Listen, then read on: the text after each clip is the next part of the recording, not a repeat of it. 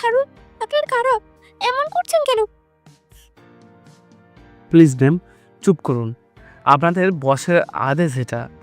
জেরিনা আর কিছুই বলতে পারল না। তার আগেই কিছু লোক তাকে বেহুশ হওয়ার ইঞ্জেকশন পুশ করে দেয়, আর সাথে সাথে বেহুশ হয়ে যায় জেরিন। কি অবস্থা ওর? ঠিক আছে তো? জি বস, আপনি চিন্তা করবেন না, সব ঠিক আছে। কাল সকালে চোখ মেলে যেদিন দেখবে তার আরেকটা জীবন শুরু হয়ে গিয়েছে। এই বলেই অ্যামির একটা ডেবিল হাসি দেয়। পরদিন সকালে যখন জেরিনের ঘুম ভাঙে তখন হঠাৎ করেই কাল রাতের এক ঝলক ফ্ল্যাশব্যাক মনে পড়ে যায়। সাথে সাথে তার ঘুমের ঘোর কেটে যায় এবং সে নিজেকে একটা মাস্টার বেডরুমে আবিষ্কার করে। আমি বাড়ি যাব, আপনারা কারা? আর কেনই বাবাকে এখানে ধরে নিয়ে এসেছেন? আপনার কি সুন্দরী মেয়েদের কলিজা ফোলা করে খেয়ে ফেললেন নাকি? মা বলেছিল আমাকে বোরখাওয়ালিটা নাকি মেয়েদের এভাবে ধরে নিয়ে যায়, কিন্তু কিন্তু আপনারা তো বোরখা পরে নাই। তো কে আপনারা? আরে মরছে নাকি সব আমাকে এই রুমের মধ্যে বন্দি করে? জেরিন এসব বলে নিজের অজান্তেই কান্না করে দেয়। বেচারি অনেক ভয় পায়। জাস্ট সে সাহসী এটা দেখানোর জন্যই এসব কথা বলা, আর কি। হঠাৎ তখনই দরজা খুলে দেওয়া হয় বাহির থেকে, যা দেখে ভয়ে জেরিন 4 কদম পিছিয়ে যায়। কালকের মতো কালো পোশাক পরা দুজন প্রথমে রুমে ঢুকে, আর তারপর তাদের দুজনের পিছন থেকে একটা হ্যান্ডসাম ছেলে রুমের মধ্যে প্রবেশ করে। এতটাই সুদর্শন যাকে দেখলে যে কোনো মেয়ে কেন তার মাও বলতো, আই উইশ এমন একটা ছেলে যদি আমার মেয়ের জামাই হতো। যাই হোক, ছেলেটার ফেস দেখলে সেই ফেসের পেছনে লুকিয়ে থাকা আসল রূপটা কেউ টেরই পাবে না। জেরিন যখনই সেই হ্যান্ডসামকে রেগে কিছু বলতে যাবে তখনই সেই হ্যান্ডসাম জেরিনের হাত শক্ত করে ধরে তাকে নিজের কাছে টেনে নিয়ে ডিপলিভাবে বলে, আমি এত নয়েজ লাইক করি না বেবি গার্ল। নেক্সট টাইম যেন এরকমটা আর না হয়। Mind it. আপনার কি মাথায় প্রবলেম আছে নাকি? ও, বুঝেছি, আপনি এদের সেই বস, তাই না? কেন আমাকে এখানে ধরে নিয়ে এসেছেন? আমি তো আপনাকে চিনিও না। আমি বাড়ি যাব, আর এটা আমাকে কোথায় নিয়ে এসেছেন? উফ, স্টপ। আমার এত কথা শুনতে ভালো লাগে না, তাই চুপ থাকাতেই তোমার মঙ্গল। আর লিসেন, তুমি তোমার বাড়ির নাম ভুলে যাও, আর কখনো যাওয়া হবে না তোমার সেখানে। বাকিটা আমি পরে ভেবে দেখব। আপাতত বাকিকে কিছুদিন খাঁচায় পুরে পোস্ত মানাতেই হবে। আমার নামও জেরিন, আমাকে আপনি চেনেন না, আমি তো বাড়ি যাবই। আপনি এই কথাটা মাথায় ঢুকে নিন। চিনতেই তো চাই আমি তোমাকে বেবি গার্ল। এইসব বলে যখনই অ্যামির তার লোকেদের নিয়ে রুম থেকে বের হবে তার আগেই জেরিন অ্যামিরের এক লোককে ধাক্কা দিয়ে রুম থেকে বাইরে বের হতে নেয়, কিন্তু অ্যামির জেরিনকে ধরে ফেলে। অনেক বার বেড়ে গিয়েছে তোমার, তাই না? তোমার বার আমি কমাচ্ছি। এই বলে অ্যামির জেরিনকে ছুঁড়ে বিছানায় ফেলে দেয় এবং তার গার্ডদেরকে ইশারা দেয়। ইশারা পাওয়া মাত্রই গার্ডরা জেরিনের কাছে এগুতে থাকে। জেরিন বিপদের আশঙ্কা টের পেয়ে অ্যামিরের কাছে ক্ষমা চাইতে শুরু করে, কিন্তু অনেকটা লেট হয়ে গিয়েছিল। মুহূর্তে একজন গার্ড জেরিনের এক পা শক্ত করে ধরে ফেলে এবং অন্যজন তার হাত। জেরিনের দু চোখ দিয়ে পানি গড়িয়ে পড়ে। নিজেকে বাঁচানোর সে সর্বোচ্চ চেষ্টা করে, কিন্তু দুজন পুরুষ মানুষের শক্তির সঙ্গে একটা মেয়ের পেরে ওঠা কোনোভাবেই সম্ভব নয়। বারবার সে অ্যামিরের কাছে ক্ষমা চাইছিল, কিন্তু অ্যামির এসব কথা না শুনে আমারও জেরিনকে ঘুমের ইঞ্জেকশন পুশ করে দেয়। বেবি গার্ল, তোমার সাহস কত বড়! তুমি আমার সামনে থেকে পালানোর চেষ্টা করেছো, এত বড় দুঃসাহস দেখিয়েছো, তার জন্য তোমাকে শাস্তি তো পেতেই হতো। এবার শান্ত বাচ্চার মতো ঘুমিয়ে থাকো। ভেবেছিলাম তোমাকে খাবার দেব, কিন্তু তুমি যা বেয়াদবি করেছো তাতে। কথাটা শেষ না করেই অ্যামির তার লোককে রুম লক করে চলে আসতে বলে। রাতে যখন জেরিনের ঘুম ভাঙে তখন সে চোখ মেলেই সামনের সোফায় অ্যামিরকে একটি বই হাতে দেখতে পায়। অ্যামিরের চোখ জেরিনের দিকে যেতেই সে জেরিনের কাছে আসে এবং বলে, জান, ক্ষুধা পেয়েছে নিশ্চয়ই, তাই না? আমি খাবার ওপরে পাঠাতে বলছি। জেরিন আর না করেনি, কারণ কাল থেকে একটা দানাও পেটে পড়েনি। তোমার জন্য একটা আলাদা রুম ডিজাইন করা হয়েছে, যেখানে তোমার জন্য সব কাপড়, জুতা, কসমেটিক্স স্টক করে রাখা হয়েছে। ডোন্ট ওয়ারি বেবি, কোনো পেন হবে না তোমার। আপনাকে বড় ফিনার কি হবে? I just hate you. আপনি জানেন আমার ফ্যামিলি মেম্বারদের মধ্যে আমাকে নিয়ে কেন টেনশন হচ্ছে? আবারও শুরু হয়ে গিয়েছে। আমার মেজাজ খারাপ করো না প্লিজ। শোনো, আমি এখানে এসেছি তোমাকে একটা কথা বলার জন্য। তুমি প্রিপারেশন নাও বিয়ের। 1 উইকে আমাদের বিয়ে হবে। আমার বাবা মা সুইজারল্যান্ডে গিয়েছেন, তাই 1 উইক সুযোগ পেয়েছো তুমি। তা না হলে এই মুহূর্তেই তোমার বিয়েটা হয়ে যেত। যাক, সময় পেয়েছো, নিজেকে তৈরি করো আর আমাকে ভালোবাসো। জাস্ট এটাই যথেষ্ট। আর কি বলছেন? একে তো চিনি না আপনাকে, তার উপরে জোর করে আমাকে বিদেশে নিয়ে এসেছেন। এখন আবার বলছেন 1 উইকের মধ্যে আমার বিয়ে। আপনি কি আমার অভিভাবক নাকি যে যা বলবেন তাই শুনতে হবে? Yes, because from today I am your everything, mind it. খাওয়া শেষে আমির জেরিনকে বলে। এই বলে জেরিনের কপালে চুমু দিয়ে আমির রুম থেকে চলে যায়। জেরিন আবারও রুমে বন্দি, অনেক কান্না পাচ্ছে, কিন্তু কান্না করতে করতে এখন তো চোখের পানিও ফুরিয়ে এসেছে। যে করেই হোক আমার এখান থেকে যেতে হবে। আমি এই আমিরকে কখনোই ভালোবাসতে পারবো না, কারণ আমার পরিবার, আমার ভালোবাসা, আয়মান সব তো বাংলাদেশে পড়ে আছে। এসব বলেই জেরিন কান্না করতে করতে ঘুমিয়ে পড়ে। সকালে ঘুম থেকে উঠে জেরিন অনেক শকড হয়ে যায়, কারণ এসব বলেই জেরিন কান্না করতে করতে ঘুমিয়ে পড়ে। পূর্বের অংশ। সকালে ঘুম থেকে উঠে জেরিন অনেক শকড হয়ে যায়, কারণ তার পাশে আমির ঘুমিয়েছিল। আর তার থেকেও বড় বিষয় হচ্ছে জেরিন আমিরের বুকে। সে আমিরের নিঃশ্বাসের শব্দ শুনতে পাচ্ছিল। হঠাৎ আমিরের ঘুম ভেঙে যায়, যা দেখে জেরিন তাড়াতাড়ি করে আবারও ঘুমের নাটক করা শুরু করে দেয়।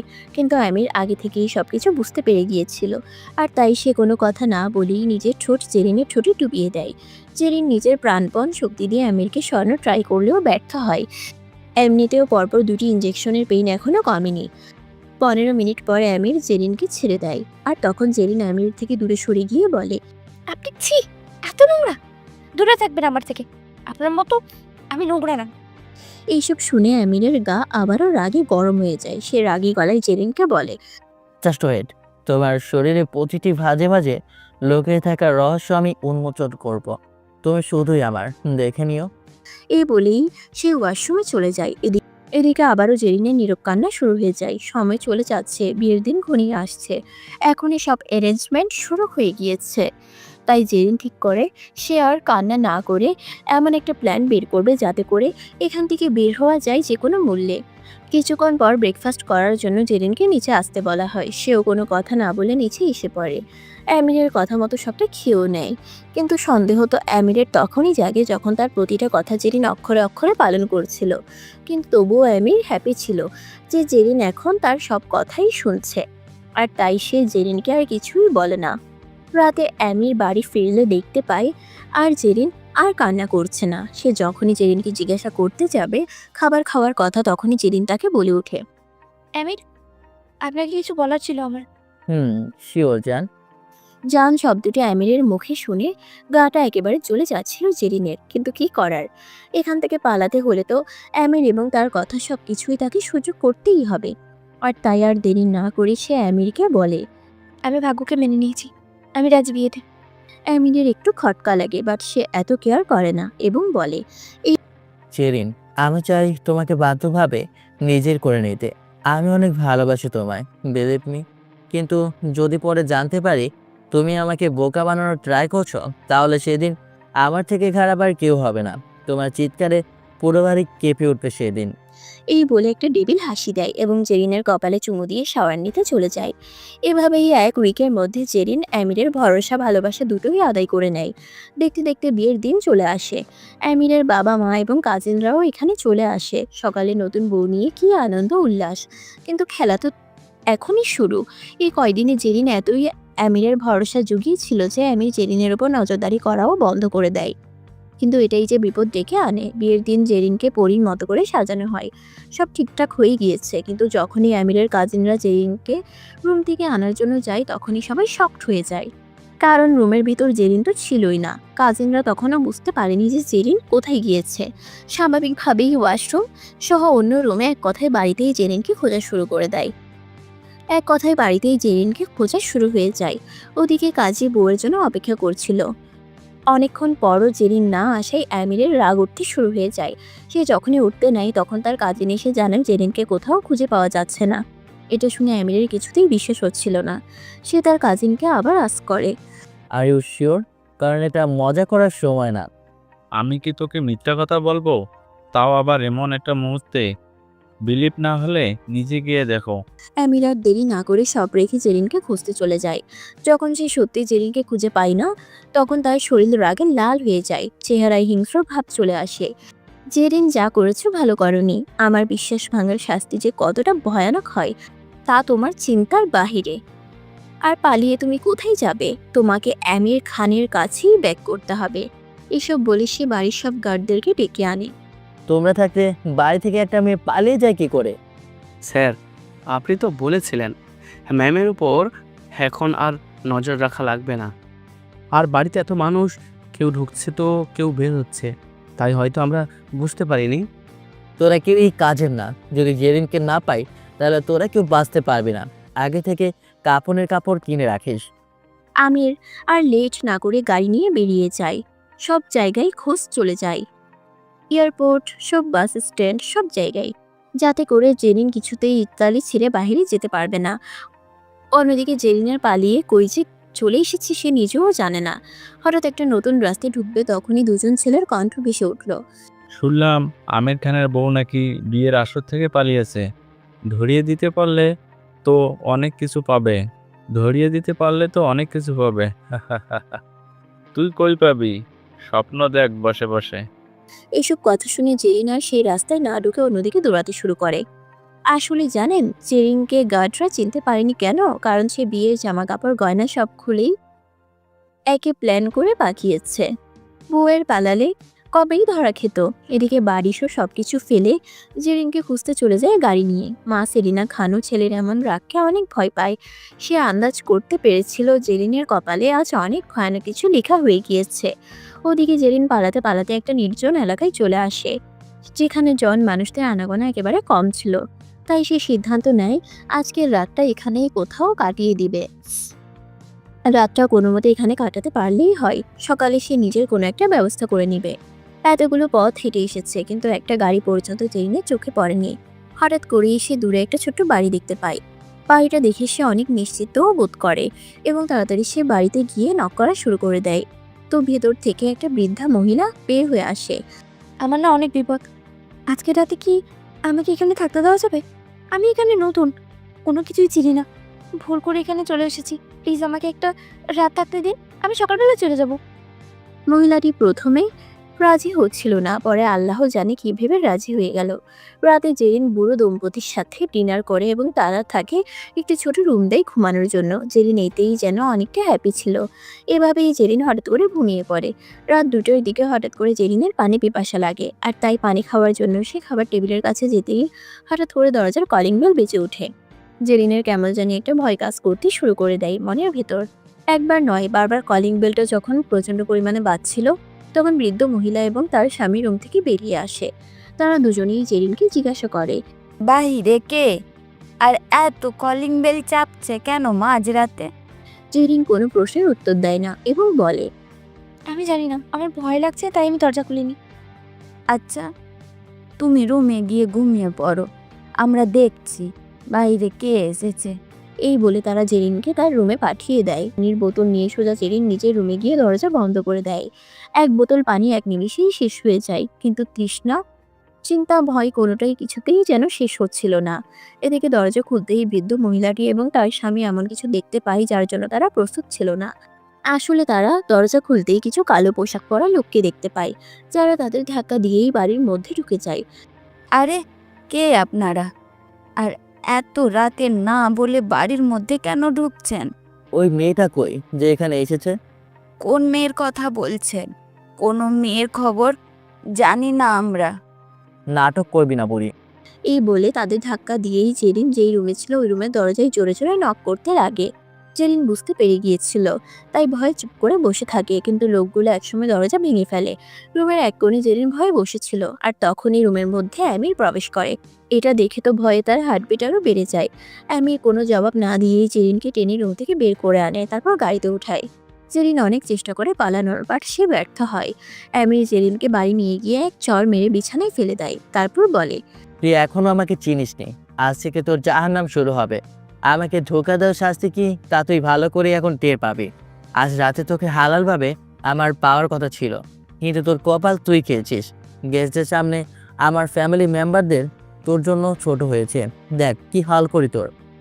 প্লিজ মাফ করে দিন, আর হবে না এমন কিছু। Shut up. এই বলেই সে নিজের শার্ট খোলা শুরু করে এবং জেরিনের দিকে এগোতে লাগে। একটু একটু করে জেরিন ভয়ে পিছুতে লাগে, কিন্তু এখন কি আর এসব ভেবে লাভ হবে? হঠাৎ অ্যামি জেরিনের এক হাত শক্ত করে ধরে কাঠের সাথে লাগানো লেদার হ্যান্ডকাফস দিয়ে লক করে দেয়। জেরিন শরীরের সব শক্তি খাটিয়ে দিচ্ছে কিন্তু কোনো লাভ হচ্ছে না। এভাবে অপর হাতকেও আমির লেদার হ্যান্ডকাফ দিয়ে লক করে দেয়। হাত নাড়ানো জেরিনের টোটালি অফ। এই আস্তে করে সে জেরিনের পাগুলো হার্ডলি চেপে ধরে টেলিস্কোপিক টিউবের সাথে আটকে দেয়। জেরিন যখনই পা ছোড়াছুড়ি করতে নেয় তখনই সেই টিউব আরও প্রশস্ত হতে শুরু করে। কি জান, কিছুতেই তোমার কোনো কাজ হচ্ছে না। এই বলে সে জেরিনের কানের কাছে যায় এবং বলে, আমি জানতাম তুমি এমন হাত পা ছোড়াছড়ি করবে, তাই এইসব ব্যবস্থা। এটা টেলিস্কোপিক টিউব, যত লড়বে ততই এটা প্রশস্ত হবে। এই বলে সে জেরিনের কানে কামড় বসিয়ে দেয়। ব্যথায় জেরিন আহ বলে চিৎকার দেয়, কিন্তু আমিরের এসবই খেয়াল নেই। আস্তে আস্তে সে নিজের ঠোঁট জেরিনের ঠোঁটে ডুবিয়ে দেয়। নিঃশ্বাস বন্ধ হয়ে যাচ্ছে জেরিনের, কিন্তু কিছুই করতে পারছে না। এভাবেই সে জেরিনের সারা শরীর খুবড়ি খুবড়ি খায়, নানাভাবে জেরিনকে পানিশমেন্ট দেয়।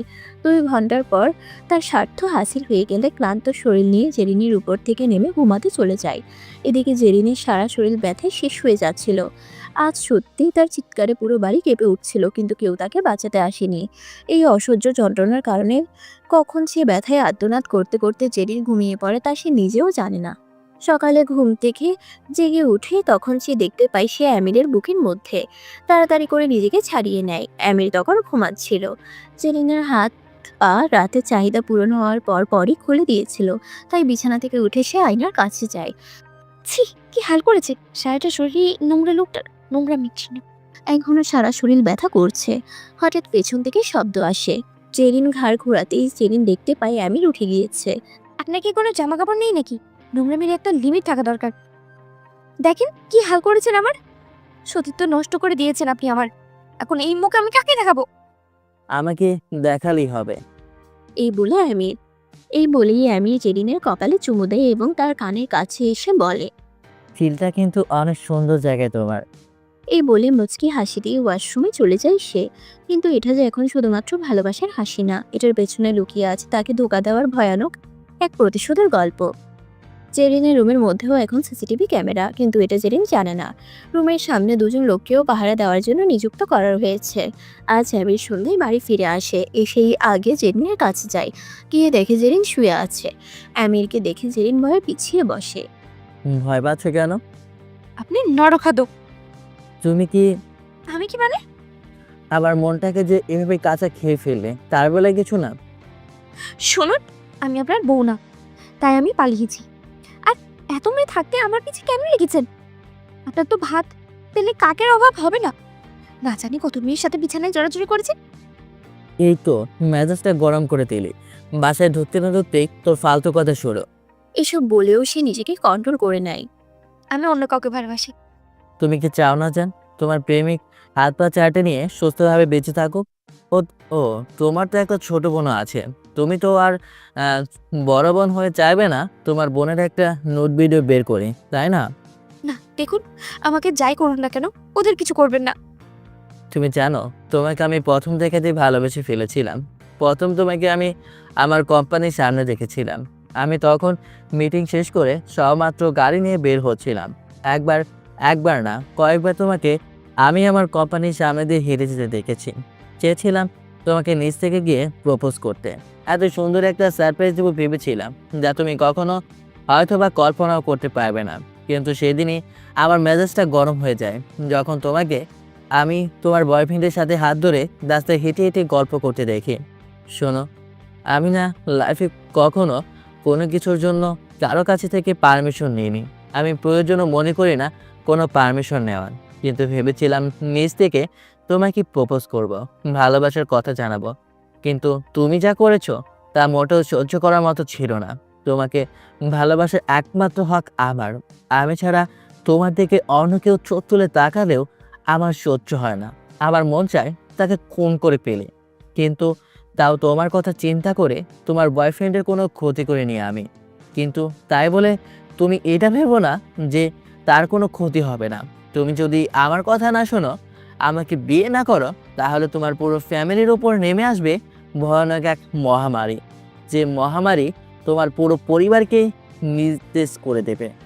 কিছুতেই আমি আপনাকে বিয়ে করব না, এটা কান খুলে শুনে রাখুন। দেখি আপনি কি করতে পারেন।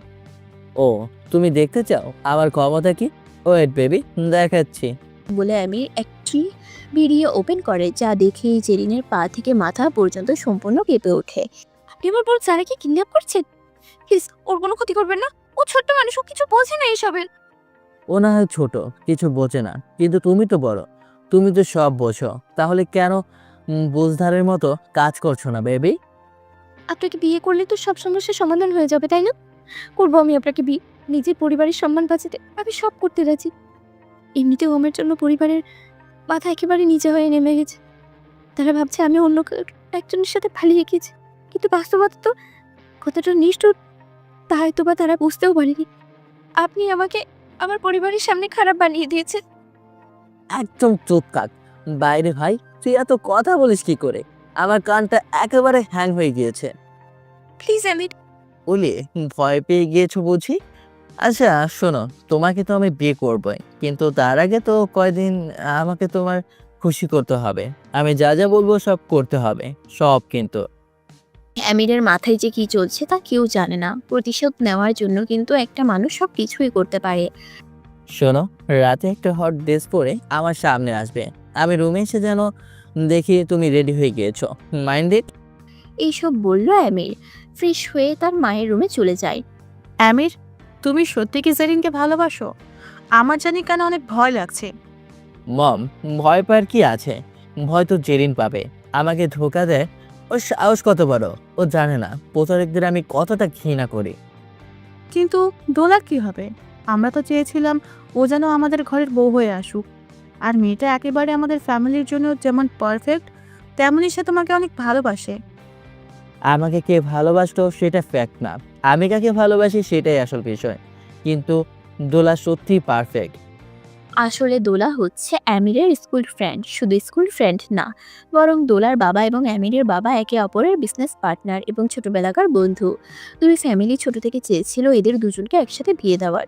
কিন্তু জানেনই তো আমির কতটা জেদি ছেলে। কিন্তু অনেক সময় মানুষ প্রতিশোধের আগুনে জ্বলে এমন অনেক কিছুকে আপন করে নেয় যা সে কখনো আপন করতে চায়নি। আমির, তুই যাকেই বিয়ে করিস না কেন, তাড়াতাড়ি বিয়ের কাজটা সেরে নে। আমি কি আর নাতি নাতির মুখ দেখতে পারবো না? সব পারবে। শোনো, আমি আজকে রাতেই দোলাকে এইখানে চলে আসতে বলবো, সব ব্যবস্থা করে ফেলবো। এমনিতে অনেক দিন ধরে আমার সাথে কোনো কথা হয়নি। ওমা, এটা তো ভালো খবর। কিন্তু হঠাৎ করে তুই দোলাকে এখানে আসতে বলছিস কেন? মেয়েটা এমনিতেই তোকে ভালোবাসে। তার উপর যদি জানতে পারে তুই আরেকটা মেয়েকে বাড়িতে নিয়ে এসেছিস, তার সাথেই সময় কাটাচ্ছিস, তাহলে ওই মেয়েটার কি অবস্থা হবে তুই বুঝতে পারছিস? কিছু হবে। কারো ভালো করতে গেলে তো কারো ক্ষতি হয়েই যায় মা। তুমি ঘুমিয়ে পড়ো। বাই, গুড নাইট মম।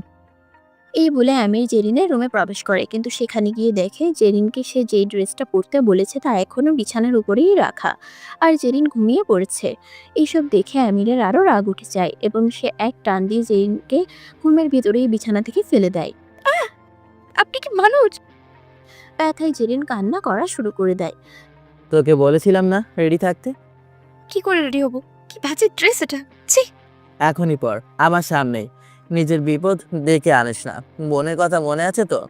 এখনো কিন্তু ওর উপর শারীরিক নির্যাতন শুরু হয়নি, শুধু খাওয়াটাই বন্ধ করা হয়েছে। আল্লাহ, ও ছোট মানুষ। আমি আপনার কথা শুনে কি ওকে খাবার খেতে দেবেন? প্লিজ। হুম, ভেবে দেখতে পারি। এরপর জেরিন আস্তে আস্তে করে আমিরের সামনে নিজের জামা খোলা শুরু করে। আমির সোফায় বসে তা উপভোগ করছিল। এরপর সে ওই বাজে জামাটা পরে আমিরের সামনে গিয়ে দাঁড়ায়। আমির নেশালো চাহনি দিয়ে জেরিনের ঠিক কাছে এসে দাঁড়ায়। আর তারপর সে জেরিনের কাছে গিয়ে বলে, প্রেম যন্ত্রণা যে কি মারাত্মক তা তুমি আস্তে আস্তে টের পাবে। এই বলে সে জেরিনকে ধাক্কা দিয়ে সেই রুম থেকে চলে যায়। সেদিন রাতে আমির বাহিরে হ্যাং আউট করে। 2 দিন কেটে যায়। সেদিন রাতের পর থেকে আমির জেরিনের খোঁজ একবারও নিতে আসেনি।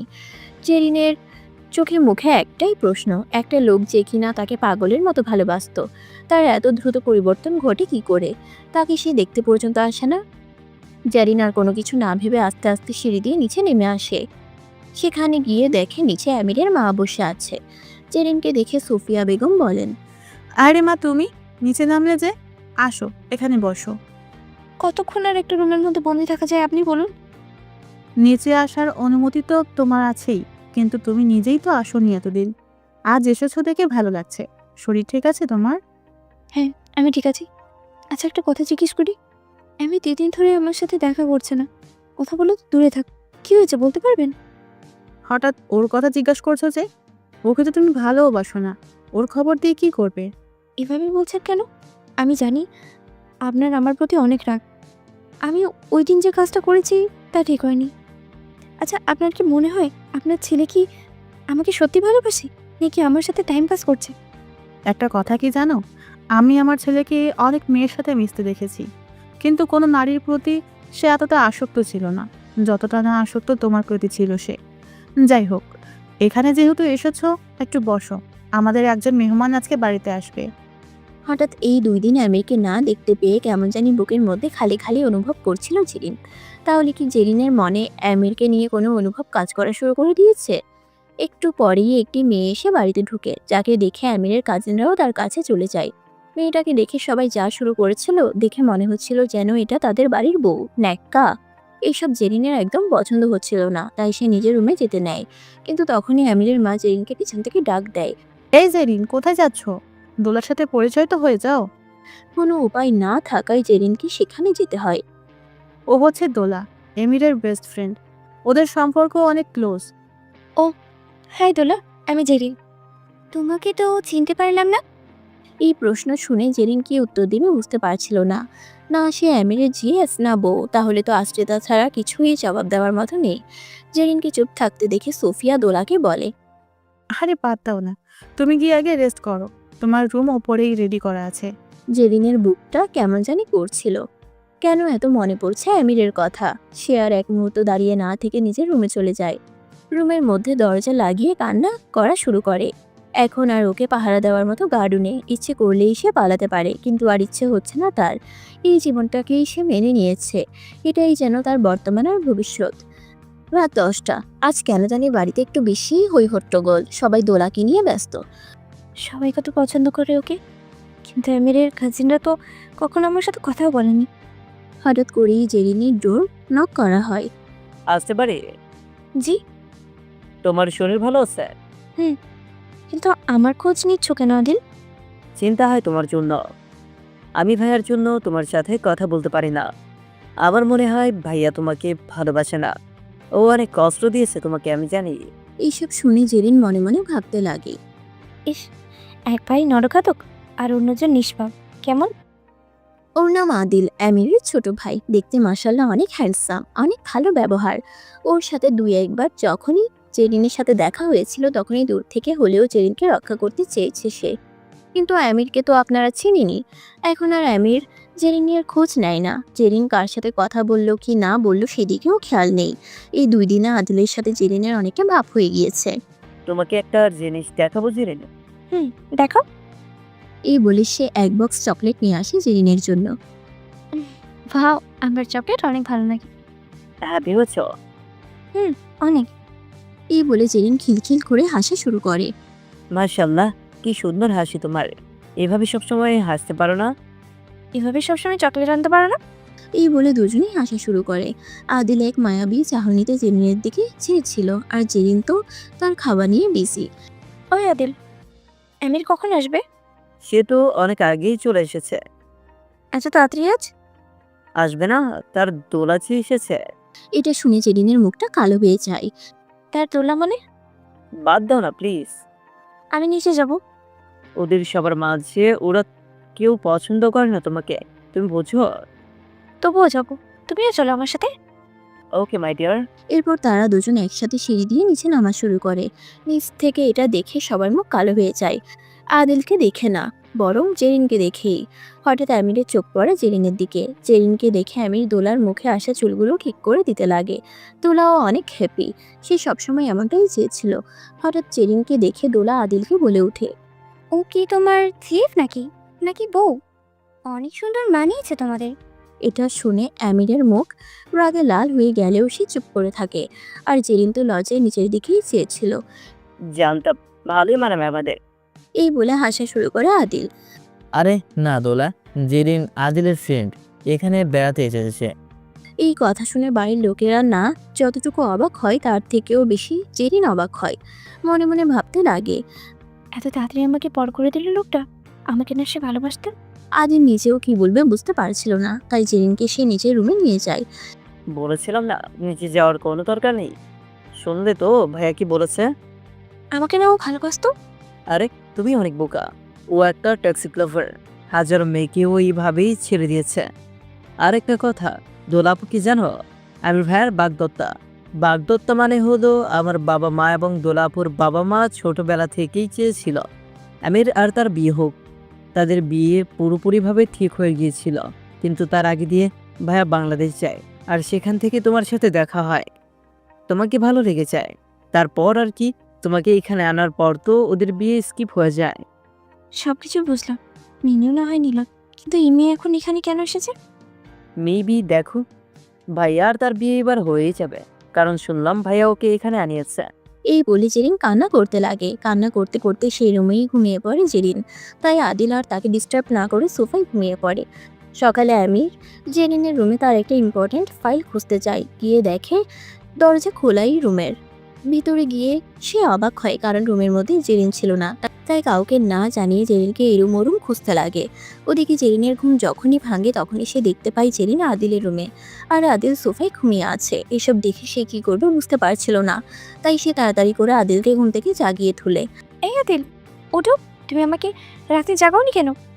আদিল ঘুমের চোখে বলে, ঘুমন্তপুরীকে কি করে জাগায় বলো? ওহ আদিল, কি বলছো? সারা রাত ঘুমাতে তোমার অনেক কষ্ট হয়েছে তাই না? ওঠো এখন, বিছানায় এসে ঘুমাও। Okay madam. এদিকে জেরিনকে খুঁজতে খুঁজতে আমির যখন আদিলের রুমের সামনে দিয়ে যেতে নেয় তখনই সেই রুম থেকে জেরিন বের হয়। আর এটা দেখে আমির অনেক বেশি অবাক হয়। জেরিন, এত সকালে তুমি এই রুম থেকেই কেন বের হচ্ছ? ওয়েট, আমি বলছি। আসলে কাল রাত আমি এখানে ঘুমিয়ে পড়েছিলাম। হোয়াট? কি বলছো তুমি এসব? আদিল কোথায়? ও তো রুমে ঘুমাচ্ছে। জেরিনও আমিরকে এখানে আশা করেনি। যা শুনে আমিরের মাথা পুরো গরম হয়ে যায় এবং সে তাড়াতাড়ি করে আদিলের রুমে গিয়ে দেখে ছেলেটা ঘুমাচ্ছে। কোনো শব্দ না করে বাহিরে আসে এবং জেরিনকে বলে। রাতে বেডি ঘুমিয়েছিল। কি হলো?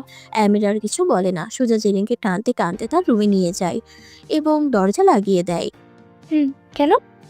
তুই যে নষ্টামি, এটা আমি ভাবতেই পারিনি। শেষমেশ আমার ছোট ভাইয়ের সাথে রাত কাটিয়েছিলি। ছি, একটু ভাবি না যে ওটা আমার ভাই? এমন করছো কেন? ভুল বুঝছো তুমি আমাকে। একদম চুপ। এই বলেই আমিরের মুখ আর হাত পেছন থেকে বেঁধে দেয়। তারপর সিগারেট খাওয়া শুরু করে। এই জেরিনের দিকে হায়েনার দৃষ্টিতে তাকিয়ে থাকে। এক সময় সে জেরিনের গায়ের জামাটি টান দিয়ে ছিঁড়ে ফেলে। জেরিন বারবার ক্ষমা চাইছিল আমিরের কাছে, কিন্তু এইসব ক্ষমাতেও তার কান অবধি যায়নি। আমির জ্বলন্ত সিগারেটটা দিয়ে জেরিনের পেট পুড়িয়ে দেয়। ব্যথায় জেরিন আর্তনাদ করতে শুরু করে। এক সময় জেরিনকে যন্ত্রণা দেওয়া শেষ হয়ে গেলে আমির সেই রুম থেকে বেরিয়ে যায়। জেরিনের সুন্দর পেটে এখন আমিরের ভালোবাসার চিহ্ন। সে তাকে এতটাই ভালোবাসে যে তাকে যন্ত্রণা না দিলে তার শান্তই লাগে না।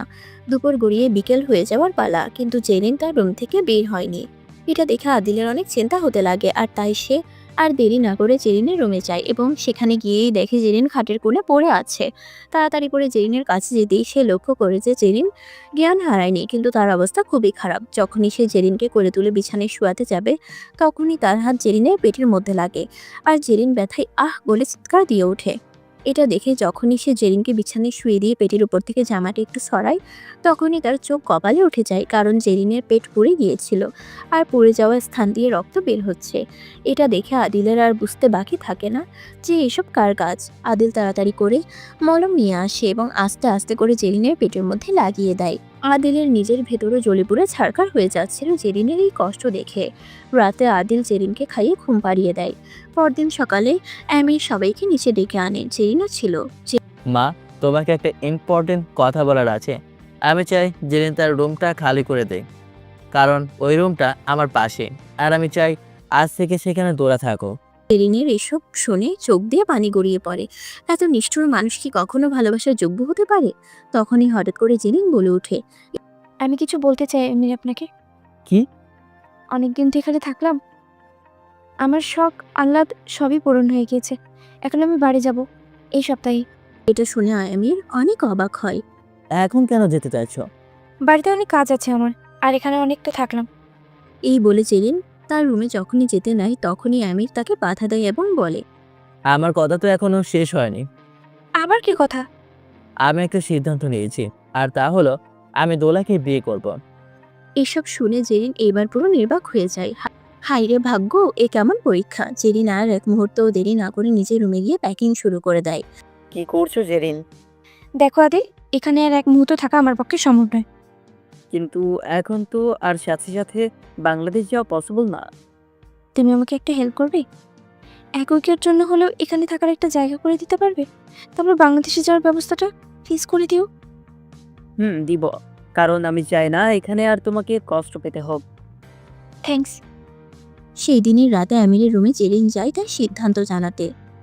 কিন্তু সেখানে গিয়ে দেখে দোলা আর আমির একে অপরের সাথে কি যেন নিয়ে একটা কথা বলছে। সরি, আমি তোমাদের ডিস্টার্ব করতে চাই না, কিন্তু একটা ইম্পর্টেন্ট কথা বলতে আমি এখানে এসেছি।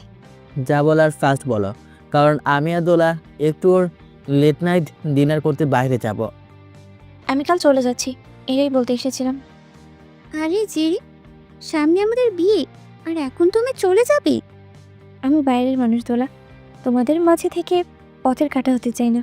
আর কিছু বলে না। জেরিন যখন সেখান থেকে গিয়ে নিজের রুমের ব্যালকনিতে দাঁড়ায়, হঠাৎ করে সেখানে আমির আসে এবং তাকে জিজ্ঞাসা করে, তুমি আমার অনুমতি ছাড়া এ বাড়ি থেকে চলে যাওয়ার সিদ্ধান্ত কি করে নিয়েছো জেরিন?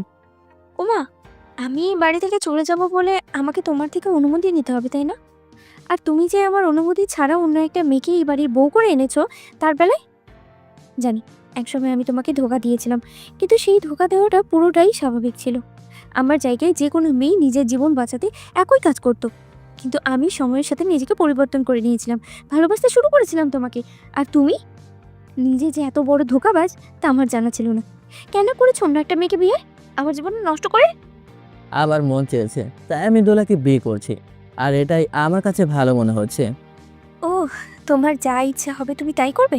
ইচ্ছে হলে একটা মেয়েকে বিদেশ থেকে কিডন্যাপ করে বাইরের কান্ট্রিতে নিয়ে আসবে, ইচ্ছে হলে সেই মেয়েটাকে ইউজ করবে এবং ছুঁড়ে ফেলে দিবে। বাও, থাকো তুমি তোমার লাইফ নিয়ে হ্যাপি। চিরদিনের মতো চলে যাচ্ছি আমি তোমার জীবন থেকে। প্লিজ যেও না, বাকি জীবনটা এখানেই কাটিয়ে দাও না। বাড়িতে গেলে তোমাকে আর কেউ মেনে নেবে না। একটা কথা বলবে না। আমি কি করব না করব, কোথায় থাকবো না থাকবো, সব কিছু এখন থেকে আমি ঠিক করব। অনেক অত্যাচার সহ্য করেছি তোমার, আর এর থেকেও বেশি খারাপ তো তখনই লেগেছে যখন তুমি আমার চরিত্র নিয়ে বাজে ভেবেছো। তো একটা কথা কি জানো, তোমার ভাই আদি ঠিক তোমার বিপরীত। সে মানুষ হিসেবে যতটা পারফেক্ট, একজন লাইফ পার্টনার হিসেবেও তেমনই পারফেক্ট। নিঃসন্দেহে তার জীবনে যেই নারী আছে সেই নারী ভাগ্যবতী হবে। আসলে তো মেয়েরা না ক্যারেক্টারলেস, আমাকে দিয়ে তো হয়নি। এখন আমার ভাইকে সরসোজা পেয়ে ওর টাকা পয়সা আছে, সব কিছু আছে, তাই ওর পিছনে লেগেছিস। তো যেখানে খুশি সেখানে যেতে পারিস, তুই বললে আমি আরো বেশি খুশি হব। এসব বলেই আমি সেখান থেকে চলে যাই, আর জেরিন অঝরে কান্না করতে থাকে। পরদিন জেরিন সবাইকে বিদায় দিয়ে ওই বাড়িটা ছেড়ে চলে যায়। আদিল সবাইকে জানায় যে জেরিনের বাংলাদেশে যাওয়ার ব্যবস্থা হয়ে গিয়েছে, আর তাই সে জেরিনকে এয়ারপোর্টে পৌঁছে দেওয়ার জন্য তার সাথে যাচ্ছে। কিন্তু কেউ আসলে তাদের মধ্যকার আসল সত্যটা জানে না যে জেরিন বাংলাদেশে না গিয়ে আরও 1 সপ্তাহ দেশেই থাকবে। 3 ঘন্টা জার্নির পর আদিল এবং জেরিন একটা জায়গায় গিয়ে পৌঁছায়। জায়গাটা শহর থেকে একেবারে বাহিরে, সবটা নির্জন এবং পুরোটাই অনেক সুন্দর একটা পরিবেশ। দূর দূরে পাহাড় ছাড়া আর কিছুই দেখা যায় না। ওয়াও, এই জায়গাটা অনেক সুন্দর। জানো, আমি যখন তোমাদের বাড়ি থেকে পালিয়ে গিয়েছিলাম, তখন আমি যে কোথায় একটা নির্জন জায়গায় চলে গিয়েছিলাম নিজেও বুঝতে পারিনি। ওই জায়গাটা থেকে এই জায়গাটা আরো বেশি সুন্দর। মাই ডিয়ার, সুন্দর মানুষের জন্য সুন্দর জায়গা, এখানে কেউ তোমাকে বিরক্ত করতে পারবে না। তোমার খোঁজ শুধুমাত্র আমি আর প্রকৃতি ছাড়া কেউই জানবে না। প্রকৃতি যদি তোমার ভাইয়ের মতো বেইমান হয়ে থাকে, তাকে আমার খোঁজ দিয়ে দেয়। মাই ডিয়ার, প্রকৃতি মানুষের মতো বেইমান হয় না। শোনো, আগে রুমে চলো, তারপর যত মন চায় বলবে। তোমার জন্য সব কিছুর ব্যবস্থা করে রেখেছি। এই বাড়িতে একজন কেয়ারটেকার এবং একজন আয়া আছে। ইস, বাড়িটা কি সুন্দর কাঠে তৈরি। আদিল জেরিনের হাসি খুশি মুখের দিকে তাকিয়ে এক দূর ভাবনায় হারিয়ে যায়। কিছুক্ষণ পর তারা দুজনেই ফ্রেশ হয়ে রেস্ট করতে চলে যায়। রাতে আদিল জেরিনের রুমে আসে। জেরিন, নিচে আসো, আমার সাথে সারপ্রাইজ আছে তোমার জন্য। এত রাতে আবার কিসের সারপ্রাইজ? আর কিছু খাবো, আমি ক্ষুধা লেগেছে অনেক। আরে কথা না বলে আগে আমার সাথে চলো তো। এই বলে আদিল জেরিনের চোখ কালো একটি কাপড় দিয়ে কভার করে দেয় এবং আস্তে আস্তে করে তাকে একেবারে বাড়ির বাইরে নিয়ে আসে। এইবার তোমার চোখ খুলতে পারো। এই বলে সে কালো কাপড়টা জেরিনের চোখের ওপর থেকে সরাতেই জেরিন এমন কিছু দেখতে পায় যার জন্য সে প্রস্তুত ছিল না। ও ওয়াও, আদিল এত সুন্দর ডিনারের ব্যবস্থা? সব তোমার জন্য। এসবের কি দরকার ছিল? যাই হোক, অনেক ক্ষুধা পেয়েছে আমার, চলো খাই আগে। তুমি খুশি হয়েছো এটা শুনে? আমার খুব ভালো লাগছে। তাহলে চলো খাওয়া শুরু করা যাক। এরপর খাওয়া দাওয়া শেষ হলে আদিল চাইছিল যে জেরিনের সাথে আরও কিছু সময় কাটাতে, কিন্তু জেরিন কোনো রকমে তাকে বুঝিয়ে নিজের রুমে চলে যায়, কারণ সে অনেক টায়ার্ড, তাই ঘুমোতে হবে। ঘুমানোর আগেও তার সামনে একটা মুখ ভেসে ওঠে, আর তা হলো অ্যামিরের মুখ। কখন যে অ্যামিরের কথা ভাবতে ভাবতে চোখ লেগে যায় জেরিনের ঠিক মনে নেই। ওদিকে অ্যামির যেন কেমন একটা হয়ে গিয়েছে, বাড়িতেও কেমন একটা নীরবতা ছড়িয়ে রয়েছে। খুব মনে পড়ছিল তার জেরিনের কথা। যাওয়া উচিত কি এখন? কি মনে করবে সে আমাকে? আচ্ছা, যা হওয়ার তা তো দেখা যাবে। একটু খোঁজ নিয়ে আসি ওর। রাত 2:26 হঠাৎ করে কেউ একজন জেরিনের রুমে ঢুকে পড়ে। হঠাৎ সেই লোকটা জেরিনের কাছে গিয়ে ওর গালে হাত রাখতেই জেরিন ধরফড়িয়ে উঠে যায়। কে তুমি? অন্ধকারে তো কিছুই দেখা যাচ্ছে না। এই বলে যখন জেরিন লাইট অন করতে যাবে তখনই ওই লোকটা তাকে বাধা দেয়। কানটা ইস, কথা বলো না। আমাকে বুঝি চিনতে পারো না? শুনে জেরিন চিনে ফেলে। আমির, তুমি এখানে? একেবারের জন্য চলে এসেছি তোমার কাছে। যান, আমাকে ক্ষমা করে দাও। আমার ভুল হয়ে গিয়েছে। অনেক কষ্ট দিয়ে ফেলেছি তোমাকে। প্লিজ আমির, খেতো না। তুমি নিজের ভুল বুঝতে পেরেছো, এটাই অনেক। জান, আই লাভ ইউ। কখনো তোমাকে ছেড়ে যাব না আমি। এটা শুনে জেরিন যখনই আমিরকে জড়িয়ে ধরতে যাবে তখনই সে চিৎকার করে ঘুম থেকে উঠে যায়। চিৎকারের শব্দ শুনে পাশের রুম থেকে আদিল দৌড়ে আসে। কি আছে জেরিন? জানি না, পেটে অনেক জোরে হঠাৎ ব্যথা অনুভব করলো। প্লিজ পানি দাও আমাকে একটু। আদিল লাইট অন করে জেরিনকে পানি দিয়ে জিজ্ঞেস করে। এত রাত হয়ে গেছে, ঘুমাওনি কেন? ঘুমিয়েছিলাম, অনেক সুন্দর একটা স্বপ্ন দেখছিলাম। হঠাৎ ঘুমের মধ্যে ব্যথা অনুভব করলাম, তাই ঘুমের মধ্যেই চিৎকার দিয়ে ফেলেছি। আচ্ছা, আগে রিলিজ হও। এখন কেমন লাগছে? কাল হসপিটালে নিয়ে যাবো ওকে। না, আমি ঠিক আছি। তুমি কেন ঘুমাওনি? আমি লেট করে ঘুমাই। যাক, রাত জেগে তো কারো উপকারে আসতে পারলাম। যাই হোক, এখন ঘুমাও তো একটু। এই বলে জেরিন আবারও শুয়ে পড়ে। অ্যামিরের কথা অনেক মনে পড়ছে আজ তার। জীবনের সব কষ্ট, দুঃখ, রাগ, অভিমান ভুলে যদি অ্যামির এভাবে তার কাছে ফিরে আসতো ভালোই তো হতো তখন। ওদিকে অ্যামির এখনও জেরিনের জন্য ছটফট করছে, কিন্তু সে জেরিনের কাছে যেতে পারেনি। কেন জানেন? কারণ দোলা তাকে বাধা দিয়েছে। আর এখন জেরিনের সাথে দেখা করলে হয়তো আরও প্রবলেম তৈরি হতে পারে। সকালে অ্যামির ঘুম থেকে উঠেই দেখে বাড়িতে বিয়ে বিয়ে একটা ভাব, কিন্তু তার কেন জানি ভালো লাগছে না। কিন্তু কেন? এসবের জন্যই সে ওয়েট করেছিল। দোলা ও আমিরের বদলে যাওয়াটা লক্ষ্য করছিল, তাই বারবার জেরিনের নামে বাজে কথা সে আমিরকে গিয়ে বলছিল।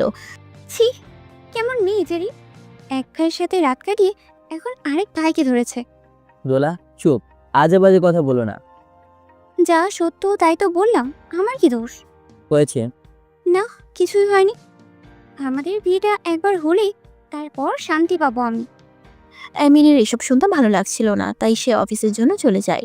দুপুরে হাসপাতাল থেকে হঠাৎ অ্যামিরের কাছে কল আসে, তার মা নাকি অসুস্থ, হাসপাতালে নিয়ে যাওয়া হয়েছে। তাই অ্যামির অফিসের সব কাজ ফেলে তাড়াতাড়ি করে তার মাকে দেখার জন্য হাসপাতালে চলে যায়। সেখানে যাওয়ার পর ডাক্তার জানায় যে তার মায়ের তেমন কিছু হয়নি, হঠাৎ করে সুগার কমে যাওয়ার কারণে এই অবস্থা। ডাক্তার কিছু ওষুধের নাম লিখে দেয় প্রেসক্রিপশনে, যা দেখে অ্যামির তাড়াতাড়ি করে কেবিন থেকে বের হয়ে ওষুধগুলো যখনই কিনে আনতে চাই তখনই হঠাৎ করে তার আদিলের সাথে ধাক্কা লাগে। তুই এখানে কি করছিস? আমারও তো সেম প্রশ্ন। তুমি এখানে কি করছো? মাকে হাসপাতালে নিয়ে আসা হচ্ছিল, তাই এখানে এসেছি। আল্লাহ, মায়ের কিছু হয়নি তো? না মা, ঠিক আছে। এবার বল, তুই এখানে কি করতে এসেছিস? আর জেরিন কোথায়? জেরিন কোথায় মানে? ও তো কবেই বাংলাদেশে চলে গিয়েছে। আর ওর কথা আমাকে কেন জিজ্ঞেস করছো? চুপ, একদম ড্রামা করবি না। তুই ভুলে যাস না আমি আহমেদ, আর আমি যে জেরিনের সব খবর রাখি এটা তুই ভালো করে জানিস। তুই যখন ওর খবর রাখো, তাহলে আমাকে কেন ওর কথা জিজ্ঞেস করছো? নিজে খুঁজে নাও না। আর শোনো, মেয়েটা যেখানে আছে ওকে একটু শান্তিতে থাকতে দাও। মেয়েটা যে তোর সাথে আছে আমি ওটা ভালো করে জানি। কই লুকিয়ে রেখেছিস সেটা বল, তা না হলে কিন্তু আমাকে অন্য কিছু ভাবতে হবে। As you wish bro. তখনই হঠাৎ করে পাশের কেবিন থেকে নার্স বের হয়ে বলে পেশেন্টের বাড়ির লোককে। আদিল বলে ওঠে, আমি আপনাকে ডাক্তার ভিতরে ডাকছে। যা শুনে আদিল ভিতরে চলে যায়। আর তখন অ্যামির সেখানে যায়। সেখানে গিয়ে অ্যামির অনেক অবাক হয়, কারণ সেখানে গিয়ে অ্যামির অনেক অবাক হয়, কারণ ভিতরে জেরিন ছিল। অ্যামির যখনই জেরিনের কাছে যেতে নেয় তখনই আদিল তাকে বাধা দেয়। এখন দেখছো না ও বিশ্রাম নিচ্ছে, কেন বিরক্ত করতে এখানে এসেছো? কি হয়েছে ওর? কি করেছিস তুই ওর সাথে?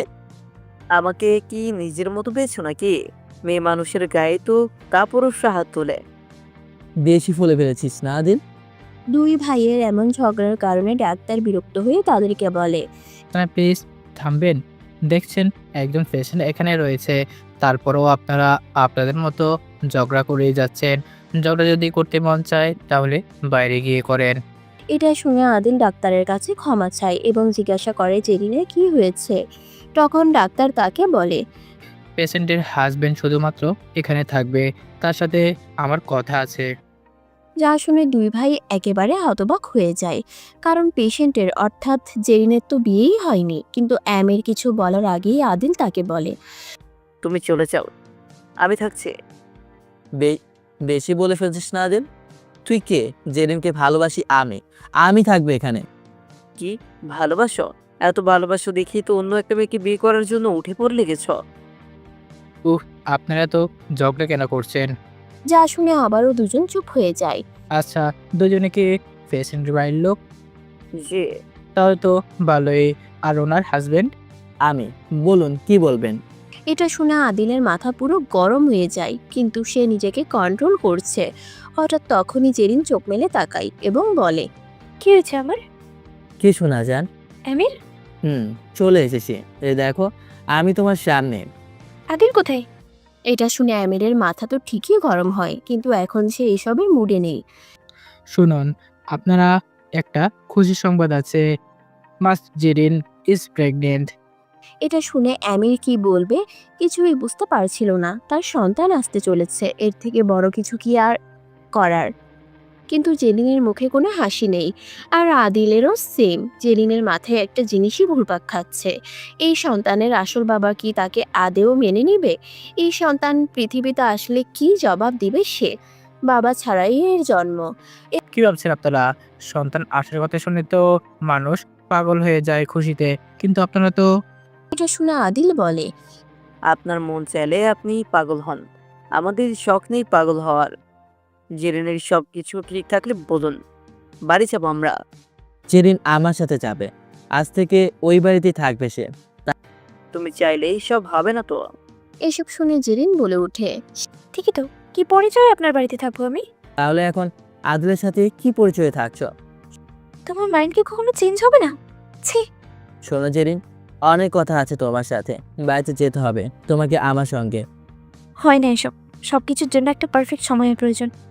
কি গো ভাইয়া, বলেছিলাম না তোমার এসব মন ভোলানো কথায় তুমি আর কারো মন ভোলাতে পারবে না। সেই সব দিন এখন আর নেই। আদিল, চলো আমাদের বাড়ি যেতে হবে। চলো। সেদিন জেরিনের চলে যাওয়ার সময় সে অপলক দৃষ্টিতে তাকিয়েছিল, কিন্তু একবারও কি জেরিনের হৃদয় তার জন্য কেঁদে ওঠেনি? কেন সে একটা বারের জন্যও পেছন ফিরে তাকালো না? ওদিকে মুখে যতই অ্যামিরকে এসব কথা বলুক না কেন, জেরিন তার এই হৃদয় শুধু অ্যামিরের জন্য হাহাকার করছে। কিন্তু কি করে যেত সে ওই বাড়ি? বাচ্চাটাই বা কি পরিচয়ে পৃথিবীতে আসতো? কিন্তু এটা আমিরের ভালোবাসার চিহ্ন, তাই এভাবে তো একে দূরছাই করা যায় না। এখন তার বেঁচে থাকার একমাত্র অনুপ্রেরণা এই শিশু, তাই ওর জন্যই হলেও তাকে লড়াই করতে হবে জীবনের সাথে। এখন আপনাদের মনে একটাই প্রশ্ন, যে হাসপাতালে আদিল আর জেরিন আসলো কি করে? আসলে সকালে নাস্তা খাওয়ার পর হঠাৎ করেই জেরিন অনেক বমি করা শুরু করে। নিজেকে সামলে নিলেও শরীর আরও খারাপ হওয়া শুরু করে। তাই আদিল কোনো উপায় না পেয়ে তাকে হাসপাতালে নিয়ে আসে। এভাবে 2 রাত 3 দিন চলে যায়। সকলের মধ্যেই দ্বিধাদ্বন্দ্ব কাজ করছিল। আদিল, আমির আর জেরিন তিনজনের মাথাতেই 3 ভিন্ন চিন্তা।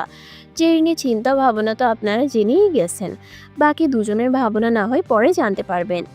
ওদিকে আমিরের বিয়ের ডেট ঠিক হয়ে গিয়েছে, 1 উইক পরেই বিয়ে। আদিল এই বিয়েতে অনেক হ্যাপি, কিন্তু জেরিনের লড়াই করার মতো হয়তো শক্তি নেই। শুরু থেকে তো এই পর্যন্ত কম কিছু তো আর সহ্য করতে হয়নি তাকে, আর কত। রাতে খাওয়া দাওয়া শেষ করে জেরিন বই পড়ছিল, এমন সময় হঠাৎ করে বাড়ির সব লাইট অফ হয়ে গেল। আজ সার্ভেন্ট ছুটিতে আছে আর আদিল ইম্পর্ট্যান্ট একটা কাজে বাইরে গিয়েছে। ধুর, এমন সময় কারেন্ট যাওয়ার সময় হলো? ফোনের লাইট অন করতে যাবে তখনই হঠাৎ নিচে কিছু একটা পড়ার শব্দ হয়, যা শুনে জেরিন অনেক ভয় পেয়ে যায়। তখনই তার হাত থেকে ফোনটাও পড়ে যায়।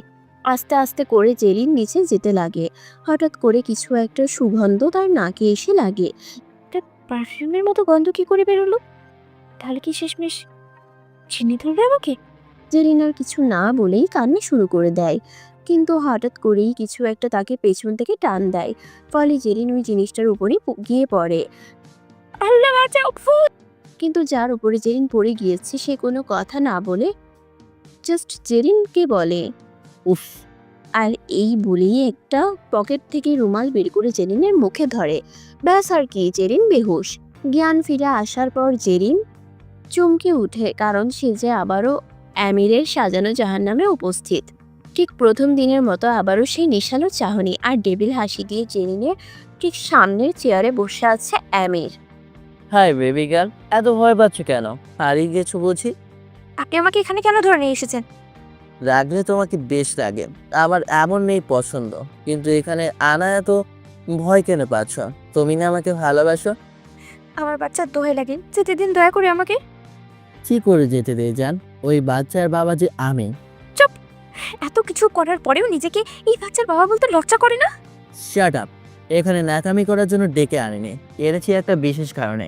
শোনো, সামনের শুক্রবার আমার আর দোলার বিয়ে। বিয়েতে তোমাকে ইনভাইট না করে থাকতে পারলাম না। আর আমি চাই শুধু বিয়ে কেন, বাচ্চাটা না হওয়া পর্যন্ত তুমি এখানে থাকো। তা না হলে কি পরিবেশে কি অবস্থায় আমার বাচ্চা জন্ম নিবে তা আল্লাহ জানে। তা আমি চাই তুমি এখানে থাকো ডেলিভারি হওয়ার আগ পর্যন্ত। মাথায় কি সমস্যা আছে তোমার? কি ভেবেছো তুমি নিজেকে? তুমি যা চাইবে তাই হবে নাকি? এসব তোমার ভুল ধারণা মিস্টার আমির। আমি তো এখান থেকে যাবই, তা যে করেই হোক। আমি তোমাদের রং তামাশা দেখার জন্য বসিনি। তোমার তো লজ্জা করে না? একটা মেয়ের জীবন নষ্ট করে তাকে প্রেগনেন্ট করে এখন আর একটা মেয়েকে নাচতে নাচতে বিয়ে করে নিতে যাচ্ছ? তুমি নির্লজ্জ আর বেহা একটা লোক। আর কিছু বলে ওঠার আগেই অ্যামির জেরিনকে শক্ত করে ধরে লিপ কিস করে। নিজেকে ছাড়ানোর বৃথা চেষ্টা করার পরও যখন কোনো কাজ হয় না, তখন জেরিন হাত পা ছোড়াছুড়ি বন্ধ করে দেয়। নিজের প্রয়োজন শেষ হয়ে গেলে অ্যামির জেরিনকে ছেড়ে দেয়। বাচ্চা নাকি এখনো? এত ছোড়াছুড়ি করছে কেন হাত পা? তুমি তো খারাপ কেন? এখনো তো আমার খারাপ রূপটা তুমি দেখলেই না। আর বাদ কি রেখেছো? অ্যামির আর জেরিনের কোনো কথা না শুনে তাকে ঘরবন্দি করে সেখান থেকে চলে যায়। অ্যামির আর জেরিনের কোনো কথা না শুনে তাকে ঘরবন্দি করে সেখান থেকে চলে যায়। আর এইবারকার পাহারা আরও বেশি কড়া করে দেওয়া হয়। এদিকে রাতে আদিল বাড়ি এসে জেরিনকে না দেখতে পেয়ে ঘাবড়ে যায়। তার মাথায় একটাই চিন্তা, মেয়েটা গেল কোথায়। বাড়ির কেয়ারটেকারকে জিজ্ঞেস করার পর উনি বলেন, জানি না স্যার, আমার যে কি হয়েছিল, ঘুমিয়ে পড়েছিলাম নাকি বুঝতে পারছি না। বাট একটা কালো মাস্ক পরা লোক এসেছিল, কিন্তু পরে যে কি হলো কিছু মনে নেই। আদিলের আর বুঝতে বাকি থাকে না যে এসব কার কাজ। আদিলের হাতে থাকা ফ্লাওয়ার বাকেটটা সে রাগের কারণে সেখানে ফেলে দেয়। এরপর তাড়াতাড়ি করে গাড়ি নিয়ে বেরিয়ে পড়ে। রাতে দোলা আসে জেরিনের রুমে। দেখলে তো ও কি হলো? রিয়েল লাভ অল টাইম জিতে যায়। অনেক ভালোবাসি আমি দেখা যাবে কে কাকে ভালোবাসে। কিন্তু একটা কথা কি জানো তোলা? আমার প্রতি এমিরের চোখে যে ভালোবাসাটা কাজ করে, তার চোখে তোমার জন্য কিন্তু এমন ভালোবাসা আমি দেখতে পাই না। আর শুনতে পেয়েছো তো, আমিরের বাচ্চা আমার গর্বে। আমিরের নাকি আদিলের কে জানে? বড় ছোট সবার সাথেই তো শুয়েছো। আর কিছু বলে ওঠার আগেই আমি সেখানে চলে আসে। দোলার এমন কথায় তার প্রচুর রাগ উঠে। রন চাইছিল এক চড় দিতে। মাথা খারাপ তোমার? একটা কথা কান খুলে শুনে রাখো, আর একদিন যদি এসব কথা বলতে দেখি তোমাকে, সেদিন আমার থেকে খারাপ আর কেউ হবে না। ট্রেনের পেটে আমার অস্তিত্ব রয়েছে, কথাটা যেন মাথায় থাকে। দোলা এসব কথায় একেবারে হিংসে জ্বলে পড়ে যাচ্ছিল, কিন্তু কি আর করার। এখন কিছু করতে গেলে যদি র্যামির বিয়ে ভেঙে দেয়, পরে তো নদীর এ কুলো যাবে আর ও কুলো। না পাবে অ্যামিরকে পটাতে, না পারবে এই বাড়ির বউ হতে। দোলা চলে যাওয়ার পর অ্যামির জেরিনকে বলে, ওর কথায় কিছু মনে নিও না, একটু এমনই। তোমার শরীর ঠিক আছে? আমার আর শরীর, যেখানে মনের কোনো শান্তি নেই সেখানে শরীর দিয়ে হবেটা কি? হয়েছে, তোমাকে সুস্থ থাকতে হবে, আমার বাচ্চার জন্য হলেও। এত বাচ্চা বাচ্চা করছো, তাহলে কেন ওকে এত বড় করে দিচ্ছ? আমাকে ভালোবাসো তুমি? এটা আমি ভালো করেই জানি, তাহলে তো নাটক কেন? জেরিন, কুল প্লিজ। রাখো তোমার কুল কিনারা নিজের কাছে। আমাকে জ্বলন্ত আগুনে নিক্ষেপ করে এখন কুল কুল করছো। আমির আর কিছু না বলে সেখান থেকে জেরিনকে রেখে চলে যায়। ওদিকে গাড়ির মধ্যে আদিলার রাগ কিছুতেই কমছিল না। এমির ভাই আমার, কাজটা তুমি ভালো করে নি। আমি কখনোই তোমার জন্য নিজের ভালোবাসার মানুষকে পাইনি। না পেয়েছি আমার প্রথম ভালোবাসাকে, না এখন জেরিনকে পেতে দিচ্ছ। আজ জেরিনকে নিজের মনের কথা খুলে বলার জন্য আমি সব ঠিকঠাক করে ফেলেছিলাম, কিন্তু তুমি সব নষ্ট করে দিয়েছ। এর মাসুল তো তোমাকে দিতেই হবে, যতই বড় ভাই হও না কেন তুমি আমার। বাড়িতে বিয়ের গন্ধ ছড়িয়ে পড়েছে, কি সুন্দর খুশি সবাই। এদিকে আমিরকে কেমন জানি একটা লাগছে, কিছু নিয়ে ভাবছে হয়তো সে। দোলার শখ পূরণ হচ্ছে, আমিরের বাবা মন মতো বউ পাবে, কিন্তু আমির কি জেরিনকে হারিয়ে রিয়েল লাভ পাবে? রাতে আদিল এসেই বাড়িতে চেঁচামেচি শুরু করে দেয়। তার এমন ভয়াবহ রূপ বাড়িতে এর আগে কেউ আর দেখেনি। সে রেগে একেবারে লাল। কারোর সাথে কোনো কথা না বলে আগে আমিরের রুমে যায়। বেশ খানিকটা পর সে যে রুমে থাকার পর যখন কোনো সাড়া শব্দ পাওয়া যায়নি, তখন আমিরের মা চিন্তায় পড়ে যায়। তাই সে তাড়াতাড়ি করে আমিরের রুমে যায়। আমিরও ভালোভাবেই দরজা খুলে দেয়, কিন্তু রুমের ভেতরে গিয়ে যে আমিরের মাকে এমন কিছু দেখতে হবে তা সে ভাবতেও পারেনি। আমি কিছু বুঝতে পারছি না। এই তো তেরে গেলি নিজের ভাইয়ের রুমে, আর এখন তুই ভাইয়ের মুখেই হাসি। মা, আমি অনেক হ্যাপি, আর সবটাই ভাইয়ের জন্য।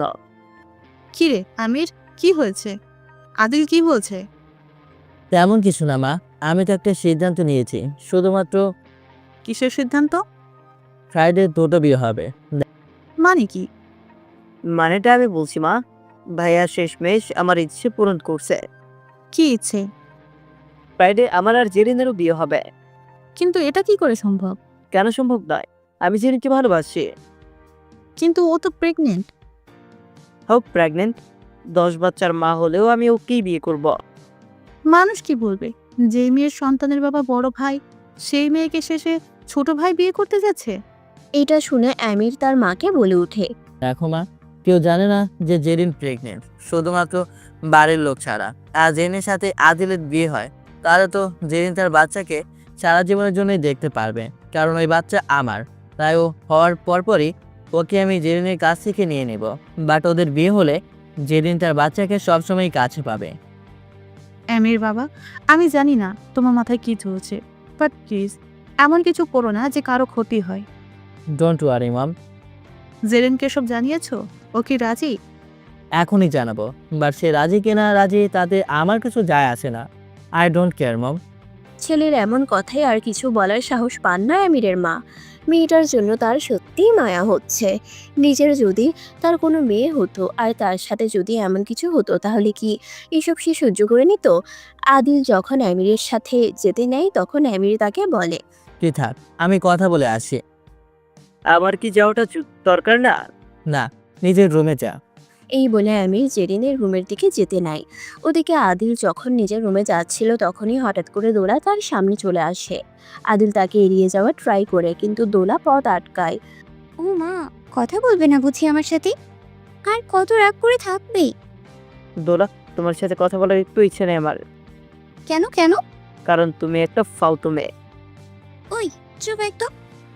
এখন আর আমাকে এসব বলার কোনো অধিকার নেই তোমার, কারণ কালকে বাদে পরশু তোমার বড় ভাইয়ের বউ হব আমি। ভাইকে যে মিথ্যা নাটকে ফাঁসিয়েছো, তা হয়তো ভাই এখনো বুঝতে পারেনি। আফসোস। শোনো, এসব এখন আর বলে লাভ নেই। কাল বাদে পরশু এই বাড়ি পুরো আমার আন্ডারে চলে যাবে, কারণ আমি নিজেই আমার বসে। শেষমেশ যেন আবার তোমাকে সবকিছু হারাতে হয় না। আমাকে নিয়ে চিন্তা করতে হবে না মিস্টার এক্স।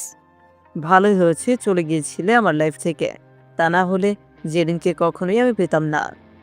ফ্রাইডে আমার ওর বিয়ে, তুমি আর তোমার হুবু স্বামী দূরে থাকবে আমাদের থেকে। আর কি বললে, রাজত্ব করবে এই বাড়িতে? একটা কথা মনে রাখো, আমরা দুই ভাই সমান সম্পত্তির অধিকারী। আর বিয়ে তো আমিও করছি, বউ তো আমারও থাকবে।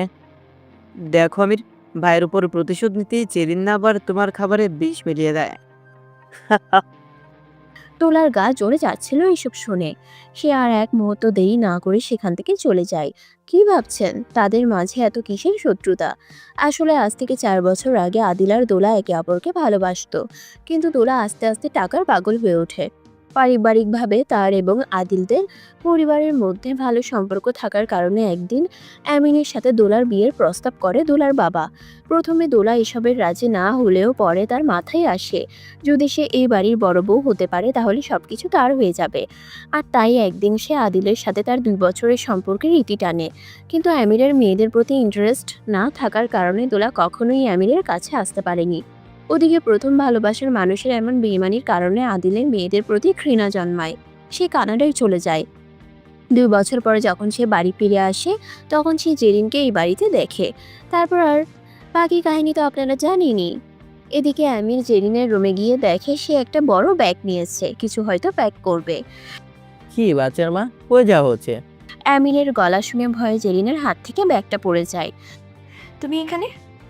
কেন আসতে পারি না? আসো আসো। আমির আস্তে আস্তে করে নিজের ব্লেজারটা খোলা শুরু করে। নিজের রুমে গিয়ে এসব করতে পারো না? আমার বাড়ি এটা, যেখানে মন চায় সেখানে খুলবো আমি। আচ্ছা, এখানে কি হুজুর বাবা নেই? কেন? তা আমি জানবো, যাতে করে আপনার কোন নজর আমার উপরে না পড়ে। এখন আর এসব করে লাভ হবে না। ভালো কথা, হবু বউকে রেখে এখানে কেন আমাকে মারতে এসেছে? মারতে আসেনি, উদ্ধার করতে এসেছি। আসলে কি আর করার, আমি এতই হ্যান্ডসাম যে তোমরা মেয়েরা আমাকে দেখে হোশ ঠিক রাখতে পারো না।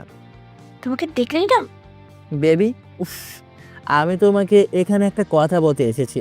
এই বলে আমির এক এক করে সবকিছু খুলে বলে। তুমি কি মানুষ? উফ জেরিন, আমি যা বলছি তা তোমাকে মেনে নিতে হবে, তা না হলে এর পরিণতি অনেক বাজে হবে। দোহাই লাগে, আমাকে মেরে ফেলো, তবুও নিজের ভাইয়ের সাথে বিয়ে বসতে বলো না। বাচ্চাকে ঠিক রাখতে চাও না? আমির, এসব কি করে বলছো? এটা তোমার বাচ্চা। বাচ্চাকে ঠিক রাখতে চাও না?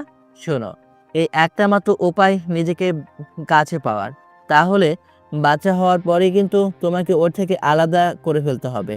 জেরিন আবারও কান্না শুরু করে। হঠাৎ কান্না করতে করতে জেরিন জ্ঞান হারিয়ে ফেলে। জেরিন, কি হলো তোমার? এই জেরিন। জেরিনের তো কোনো সারা শব্দ আর নেই। তাড়াতাড়ি করে আমির জেরিনকে বিছানায় শুয়ে দিয়ে ডক্টরকে কল করে। এদিকে আদিলের কিছুতেই নিজের রুমে মন বসছিল না। তার মাথায় একটাই চিন্তা, এই বাচ্চা তার জন্য আবার কাল হয়ে দাঁড়াবে না তো? আর এই বাচ্চার জন্য তো সে তার ম্যারিড লাইফও এনজয় করতে পারবে না। বাচ্চাটা প্ল্যান করে নষ্ট করে দিলে কেমন হবে? কারণ এই বাচ্চা দুনিয়াতে আসার তো কোনো মানে হয় না। ইন ফিউচার ওই বাচ্চা তো একদিন জানতেই পারবে যে তার আসল বাবা কে। যখন সে জানতে পারবে তার চাচুই তার বাবা, তখন নিজের মায়ের সম্পর্কে কতটা বাজে চিন্তা আসবে বাচ্চাটার। তাই সবার ভালোর জন্য হলেও বাচ্চাটাকে রাস্তা থেকে আমার সরাতেই হবে। জেরিনের জানি একটু কষ্ট হবে, বাট বিয়ের পর সে যখন প্রেগনেন্ট হবে আবার, তখন এমনিতেই সব ঠিক হয়ে যাবে। এসব ভাবতে ভাবতে সে জেরিনের রুমে যায়, কারণ জেরিনকে দেখতে তার অনেক মন চাইছে। রুমে ঢোকার আগেই গার্ডরা আদিলকে ভেতরে ঢুকতে নিষেধ করে। আমার বাড়িতে আমাকে নিষেধ করছো? এত বড় সাহস তোমাদের কে দিয়েছে? স্যার ক্ষমা করবেন, এমনি স্যারের নিষেধ আছে। কেন? সরি স্যার, আমরা জানি না। কিন্তু আদিলেরও ঘাড়ের রক কম পাকা নয়। সে গার্ডদেরকে ধাক্কা দিয়ে একেবারে রুমের ভেতরে চলে আসে। এসব দেখে এমির অনেক রেগে যায়। অনুমতি ছাড়া তুমি কেন রুমের মধ্যে এসেছো? অনুমতি নেওয়ার সুযোগ কোথায়? বাইরে থেকে তো আমাকে নিষেধ করে দিয়েছিল, তাই বাধ্য হয়েছি। হঠাৎ আদিলের চোখ যায় ডাক্তার এবং অচেতন অবস্থায় শুয়ে থাকা জেরিনের উপর। কি হয়েছে জেরিনের? ডাক্তার কেন এসেছে? শব্দ করো না, ওর তেমন কিছু হয়নি, মাথা করে পড়ে গেছে। জানোই তো ও প্রেগনেন্ট এখন, এসব হওয়াটাই স্বাভাবিক। তাও মেয়েটার মধ্যে দিয়ে যা যাচ্ছে তার জন্য মাথা ঘোরানোটা তো সামান্য ব্যাপার, আরো কত কিছু যায় ওর উপর দিয়ে। তুমি এখন রুমে যাও। না, ওর জ্ঞান ফিরলে তবেই আমি যাব। শোনো, ওর গায়ে তুমি হাত দেবে না, ভুলেও না। ও কিন্তু এখনো আমার সন্তানের মা। আদিল চুপ করে থাকে না। আর শোনো, ওর জ্ঞান ফিরে আসলে আমাকে সাথে সাথে নক করবে। আরে বাবা, ঠিক আছে। আমির তার ক্লান্ত শরীর নিয়ে নিজের রুমে চলে যায়। জেরিনকে এভাবে তিলে তিলে শেষ হতে দেখে তো তার নিজেরও ভালো লাগছিল না। আমি এতটা খারাপ কি করে হয়ে যাচ্ছি? প্রতিশোধ তো আরো অনেকভাবে নেওয়া যেত, তাহলে আমি এত জঘন্য রাস্তা কেন বেছে নিয়েছি? আমি তোকে ভালোবাসি। এসব বলে আমির একের পর এক মদের বোতল শেষ করে দেয়। আমির জেরিনকে কষ্ট দিয়ে নিজেও হ্যাপি না। যতটা কষ্ট জেরিন পাচ্ছে তার চেয়েও দুইগুণ কষ্ট তাকে গ্রাস করছে। এত মদ খেয়ে নিয়েছে যে এখন তাল ঠিক রাখতেও আমির হিমশিম খাচ্ছে। হঠাৎ করে দোলা তার রুমে আসে, কিন্তু আমিরের এসবে হুঁশ না থাকায় সে বুঝতে পারেনি। চোখেও যেন সবকিছু উল্টাপাল্টা দেখছে সে। আমির, কি অবস্থা? এত ড্রিঙ্ক করেছো কেন ডার্লিং? তুমি তুমি এখানে কি করছো? ওমা, কেন? আমি বুঝি আসতে পারি না তোমার কাছে? আমরা দুদিন পর বিয়ে করব। এখন তো আমি শুধুই তোমার। জান, আমার ভালো লাগছে না, আমি ক্লান্ত। জান, এতদিন ধরে ভালোবাসি তোমাকে। একদিনও আমাকে ছুঁয়ে পর্যন্ত দেখোনি, একটা কিসও করনি। আজ প্লিজ দূরে সরিয়ে দিও না। পাগল হয়ে গিয়েছো? নিজের রুমে যাও। আরে, আমার এমন কোন জিনিসটা নেই যে তুমি জেনের কাছে যাও কিন্তু আমার কাছে আসো না? কারণ তুমি জেরিন না। দোলা আর কিছু না বলে নিজের জামা আমিরের সামনে খোলা শুরু করে। আজ তোমাকে অনেক ভালোবাসবো, আর কোনো দিন তোমার ট্রেনের কথা মনেই পড়বে না। ওদিকে জেরিনের জ্ঞান ফেরার পর আদিলকে দেখে তার লজ্জা লাগতে শুরু করে। তোমাকে দিয়ে আমি এসব আশা করিনি। আমি ভাইয়ের চোখে দেখেছি তোমাকে। এসব আর বলবে না, আমি ভালো আছি, ভালো থাকতে দাও। আসলে কি জানো, আমি তো আর আমার ভাইয়ের মতো তোমাকে কষ্ট দিই না, তাই আমি তোমার চোখে খারাপ। কষ্ট দিলে হয়তো ভাইকে যেমন ভালোবাসো, আমাকেও তেমন বাসতে। মাথা নষ্ট হয়ে গেছে তোমারও? বিবেকহীনদের মতো কি সব বলছো? আমার পেটে তোমার ভাইয়ের বাচ্চা। আমার কারো সহায়তা লাগবে না, নিজেই পালতে পারবো ওকে। বাবার কোনো প্রয়োজন নেই। জিরিন, বারবার এই বাচ্চার কথা ভালো লাগে না শুনতে আমার। নষ্ট করে ফেলো এই বাচ্চা বিয়ের আগেই। আর একটা কথাও শুনতে চাই না আমি। দেখি কি করে এই বাচ্চা দুনিয়াতে আসে। একে তো অবৈধ সন্তান, তার জন্য এত কিছু। এই বলে আদিল রেগে নিজের রুমে চলে যায়। এদিকে জেরিন এই সব কিছু আর নিতে পারছিল না। রাত একটাই জেরিনের খুব আমিরের কথা মনে পড়ছিল, কাছে পাবার ইচ্ছে করছিল, কিন্তু এসব ভেবে কী লাভ? 2 দিন পর সে অন্য নারীর শরীর উপভোগ করবে, ভাবতেও কেমন জানি ঘৃণা লাগে। কিন্তু তাও মনে সাহস করে আমিরের রুমের দিকে যেতে নেয়। ম্যাম, কোথায় যাচ্ছেন? রুম থেকে বের হতেই গার্ডের এমন প্রশ্নে ভয় পেয়ে যায় জেরিন। অ্যাবিদের কাছে এত রাতে? এখনই। আমরাও যাবো আপনার সাথে। কি আর করার, না নিয়েও উপায় নেই। আমিরের রুমের সামনে আসতেই জেরিন দোলার বডিগার্ডকে আমিরের রুমের সামনে দাঁড়িয়ে থাকতে দেখে। আপনি নিজের কাজ ছেড়ে আবার এমিরের সেবা কবে থেকে শুরু করলেন? ম্যাম, ভিতরে দোলা ম্যাম আছে, তাই আমি এখানে। এত রাতে দুলাইয়ের ঘরে কি করছে? উনি 2 ঘন্টা আগেই রুমে ঢুকেছেন, কিন্তু এখনো বের হননি। এটা শুনেই জেরিনের ভেতরটা হাহাকার করে ওঠে। আমি ভিতরে যাব। সরি ম্যাম, এত রাতে তাদের ডিস্টার্ব করা যাবে না। আপনি বরং নিজের রুমে যান। জেরিন তাদের কথা না শুনে আরো অনেকক্ষণ দাঁড়িয়ে থাকে, কিন্তু কোনো কাজ না হওয়াতে তাকে রুমে ফিরে যেতে হয়। সারা রাত আমিরের কথা ভেবে 2 চোখের পাতা এক করতে পারেনি জেরিন। ভোরে নামাজ পড়ে 3 বার আরও ওই রুমের কাছে যায়, কিন্তু একই অবস্থা, দরজা খোলার নাম নেই। এভাবে 10টা পেরিয়ে 11টা হয়ে যায়। আমির দোলা কেউই রুম থেকে বের হয় না। খুব চিন্তায় পড়ে যায় জেরিন। ছি আমির, এতটা নিচে কি করে নামলে? এখনো তো ওই মেয়ের সাথে তোমার বিয়েও হয়নি, এখনই শারীরিক সম্পর্ক? রুমের সামনে দাঁড়িয়ে জেরিন এসব কিছুই চিন্তা করছিল। হঠাৎ করে রুমের দরজা খুলে আমি ভেতর থেকে বাহিরে আসে, আর তখনই আমি জেরিনের মুখোমুখি হয়। এই সময় তুমি কোনো দরকার? ছি, তুমি আসলেই একটা নোংরা মানুষ। Mind your language. কি বলছো? একদম চুপ। এই বলেই জেরিন আমিরকে ধাক্কা দিয়ে তার রুমের মধ্যে ঢুকে। আর রুমে ঢুকতেই জেরিন যা দেখে তার বিশ্বাস ভালোবাসা সব এক নিমিষেই শেষ হয়ে যায়। কারণ দোলা তার জামা পরছিল। এটা দেখে একদমই জেরিনের মাথা ঠিক থাকে না। কি জেরি, এত অবাক হচ্ছ কেন? জেরিন অনেক ভয়ানক দৃষ্টিতে দোলার দিকে তাকিয়ে থাকে। তখনই আমি রুমে এসে জেরিনের হাত ধরে বলে, জেরিন, কি হয়েছে? আমির, আমার বিশ্বাস ভাঙতে কি একটু মনের মধ্যে বাধা কাজ করেনি? দোলা এসব দেখে খুব মজা নিচ্ছিল। দোলা, তুমি জেরিনকে কি বলেছো? কি আর বলবো, তা বলার তাই। নাটক বন্ধ করো, এখনো কিন্তু বিয়ে হয়নি, এটা ভুলে যেও না। এটা শুনে দোলা একেবারে চুপ হয়ে যায়। জেরিন, আমি তোমাকে বুঝিয়ে বলছি, আমার সাথে আসো। এই বলেই যখন এমির আবারও জেরিনের হাত ধরবে, তখনই জেরিন নিজের হাত ছাড়িয়ে এমিরের গালে এক চড় দেয়। কিন্তু আমির কিছুই বলে না, নিজের 2 হাত দিয়ে জেরিনের গালে আলতো করে হাত দিয়ে বলে, আমি কখনোই তোমাকে ধোকা দিইনি, বিশ্বাস করো। দোলা এমন একটা নাটক সাজিয়েছে যে তুমি মনে করেছো সে সঠিক, আর আমি ভুল। আমি ওর সাথে রাত কাটানো কি ছুঁয়ে পর্যন্ত দেখিনি, এমনকি কিস করে তো দূরের কথা। তোমার কোনো কথাতেই আমি আর বলবো না। তুমি আমার মন থেকে শেষ করে দিয়েছো। ওয়েট, একটা জিনিস দেখাচ্ছি। এই বলে আমির তার ফোন ওপেন করে এই রুমের সিসিটিভি ফুটেজটা জেরিনকে দেখায়, যেখানে জেরিন দেখতে পায় কাল রাতে সত্যিই দোলা আমিরের কাছে এসেছিল। কিন্তু অনেক কিছু করার পরও যখন কোনো লাভ হয় না, তখন সে রাগের মাথায় অনেক ড্রিঙ্কস করে ফেলে, আর ওইসব করেই সে ঘুমিয়ে যায়। সকালে দুজনেরই দেরি করে ঘুম ভাঙে, আর তাই দোলা যখন ঘুম থেকে উঠে নিজের গায়ে জামাটা পরতে নেয়, তখনই জেরিন এই রুমে এসে তাকে এমন অবস্থায় দেখে ভুল বুঝে। এদিকে জেরিনের সামনে যেন আসল সত্য বেরিয়ে না আসে, তাই সেও নাটক করা শুরু করে দেয়। নিজের চোখের সামনে সব সত্য দেখার পর জেরিনের নিজের প্রতি অনেক লজ্জা করতে শুরু করে। তাই কোনো কথা না বলে সে তাড়াতাড়ি করে নিজের রুমে দৌড়ে চলে যায়। রুমে আসতেই জেরিন একটা জিনিস ভাবতে লাগে, ছি, না জেনে শুনে কি না কি ভেবে বসলাম আমি। কিন্তু তখনই সেখানে আমির চলে আসে। জান, কেন আমাকে বিশ্বাস করে না? আমাকে জান কেন বলছো? তোমার না হবু বউ আছে? রাখো তো। যাও এখান থেকে। সকাল সকাল যেতে তো আমার সঙ্গে ভালো লাগে না। এখন তো আর যেতে পারবে না, কারণ তুমি যে আমাকে না জেনে শুনে ভুল বুঝেছো। তার বদলে তো তোমাকে আমার একটা কথা রাখতে হবে, তা না হলে তো তুমি ক্ষমা পাবে না। এই বলেই জেরিনকে আমির কোলে তুলে নেয়। কি করছেন? ছাড়ুন। লজ্জা করে না আমাকে ছুটে? আজ বাদে কাল আপনার বিয়ে। দিয়ে তো, কিন্তু এখনো তো আর হয়নি, তাই এখনো অধিকার আছে। অনর্ব হলে তখন কি আর এসব করতে পারবো নাকি? এই বলে জেরিনকে সে পাগলের মতো কিস করা শুরু করে। বেচারি জেরিনের নিঃশ্বাস নেওয়ারও সুযোগ নেই, কিন্তু কি আর করার, আমিরকে দূরে সরাতেও ইচ্ছে করছে না তার। আমির যে শুধুই তার। আস্তে আস্তে আমির জেরিনের সব জামা কাপড় খুলে ফেলে। জেরিনও একই কাজ করে। দুজনের শরীর আদান প্রদানে মেতে ওঠে। 2 ঘন্টার পর এমির ক্লান্ত শরীর নিয়ে বিছানায় শুয়ে পড়ে।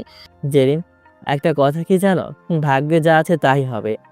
ছেড়ে চলে যাবে তাই সান্ত্বনা দিচ্ছ, তাই না? আমি কি করে তোমার ভাইয়ের সাথে থাকবো বলো?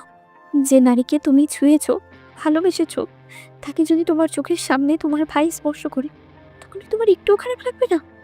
আমির আর কিছু না বলে জেরিনের কপালে চুমু দিয়ে নিজের ড্রেস পরে সেখান থেকে চলে যায়। কিছুক্ষণ পরে যখন আদিল জেরিনের রুমে যায় তার সাথে দেখা করার জন্য আসে, তখন সে অনেক অবাক হয়, কারণ ঘুমন্ত জেরিনের গায়ে একটা সাদা ব্ল্যাঙ্কেট ছাড়া আর কিছুই নেই। সারা রাত ঘুমাতে পারেনি বলে নিজের অজান্তেই আমির যাওয়ার পর জেরিন ঘুমিয়ে পড়ে। জেরিনকে দেখে আর আমিরের বুঝতে বাকি থাকে না যে কি হয়েছে। তাই সে আবারও আমিরের কাছে যায়, কিন্তু গার্ডরা জানায় আমির একটা কাজে বাইরে গিয়েছে। রাগের মাথায় নিজের রুমে গিয়ে ভাঙচুর শুরু করে দেয় আদিল। জেরিন, এত ভালোবাসার পরেও তোমার আমিরের কাছেই কেন যেতে হবে? একটা প্রবলেম আছে যে আমাদের কিছুতেই এক হতে দিচ্ছে না, আর তাহলে এই বাচ্চা। আমাকে যে করেই হোক এই বাচ্চাকে শেষ করতেই হবে। হঠাৎ তার মাথায় একটা প্লেন আসে, আর তাড়াতাড়ি করে সে দোলার কাছে যায়। তোমার একটা সাহায্যের প্রয়োজন। ও মা, আমার রিক্স নাকি? এখন এসব বলার সময় না। শোনো, তুমি কি চাও না জেরিন আর আমির একে অপরের থেকে আলাদা হয়ে যাক? চলো তো। কিন্তু কোনো কিন্তু নেই। একটা কথা ভালো করে শোনো, ওই বাচ্চা হলে কিন্তু কোনো দিন ওই আমির আর জেরিনকে আলাদা করতে পারবে না। আর আমার যে ভাই, ওকে তুমি চেনো না। কিন্তু ও তো আমাকে কথা দিয়েছে আমাকে বিয়ে করবে। ইস, রাখো তো। তোমার সাথে যেদিন একটা ডেট করেছিলাম, সেদিন আমরাও তো একে অপরকে কথা দিয়েছিলাম আমরা একদিন বিয়ে করব, সংসার হবে আমাদের। রাখা হয়েছে কি সেই কথা? আদি, শোনো তোলা, সব কথায় না বিশ্বাস করতে হয় না। আর আমি যা বলেছি তা একটু মাথায় রেখো। এই বলে আদিল চলে যায়। আসলে আদিল দোলার দ্বারা নিজের রাস্তা ক্লিয়ার করে নিতে চাইছিল। রাতে আমির এসে বাড়ির সব মানুষকে একত্রে জড়ো করে এবং বলে, আমি বিয়ের কিছু নীতিমালা তৈরি করেছি যা সবাইকে মানতে হবে। প্রথমত, বিয়েটা হবে একবারে ঘরোয়াভাবে, আর বাসর করে যাওয়ার আগ পর্যন্ত কেউ নিজের বউয়ের মুখ দেখতে পারবে না। বিয়েটা একটু ইন্টারেস্টিং করার ট্রাই করছি। দরকার কি ভাইয়া? আমার দরকার আছে, আর তুই কথা না বললেই হ্যাপি হব, কারণ তুই বলে যাস না আমি কিন্তু তোর সাথে জেরিনের বিয়েটা দিচ্ছি। শোনো, এমনিতেই ওরা আমার বিয়েটা হয়ে যেত, কারণ তুমি ওকে অনেক কষ্ট দিয়েছো, আমি না। এটা ভুলে যেও না। আর একটা নারীর ভেতরে থাকা কষ্টগুলো যে কতটা ভয়ানক প্রতিশোধে পরিণত হয় তুমি জানো না। পরশু বিয়ে, আমি এখন আর কোনো ঝামেলাই চাই না। রাতে আদিলের অনেক মন খারাপ ছিল, তাই সে ছাদে গিয়ে মদ খেতে লাগে। তখন হঠাৎ সেখানে দোলা আসে। দোলা তুমি এখানে? ভালো লাগছে না। একটা কথা বলবো, আমি পরশু ঠিকই আমিরকে পেয়ে যাব, আর তুমিও তো জেরিনকে পেয়ে যাবে। কিন্তু দেখো না, আমাকে আমির লাভ করে না। তোমাকে জেরিন কতই না ভালো হতো যদি আল্লাহ সবার ভাগ্যেই নিজের ভালোবাসার মানুষকে রাখতো। কিন্তু আমার মনে হচ্ছে কি জানো, আমি কি মন থেকে ভালোবাসিনি। আসলে সত্যিই বলেছি, সম্পত্তির লোভ আমাকে শেষ করে দিয়েছে। না পেলাম ভালোবাসা, না হতে পারলাম কারো ভালোবাসা। সত্যই বলেছ, জেরিন আমাকে একটু ভালোবাসে না। কথায় আছে, মন থেকে যে ভালোবাসা সৃষ্টি হয় তার বিচ্ছেদ করানো সহজ নয়। জেরিন আমার বউ হলেও আমি হ্যাপি হতে পারবো না। কারণ কি জানো? কারণ সে আমাকে না, আমার ভাইকে মন থেকে ভালোবাসে। এখন মনে হচ্ছে আমরা অতীতে অনেক বড় একটা ভুল করে ফেলেছি। আমরা না, বলতে গেলে আমি নিজের পায়ে নিজে উড়াল মেরেছি। শোনো, অতীতের ভয়ঙ্কর স্মৃতি আমি অনেক আগে নিজের জীবন থেকে মুছে ফেলেছি। কিন্তু এর মানেই নয় যে আমি তোমাকে ভালোবাসিনি।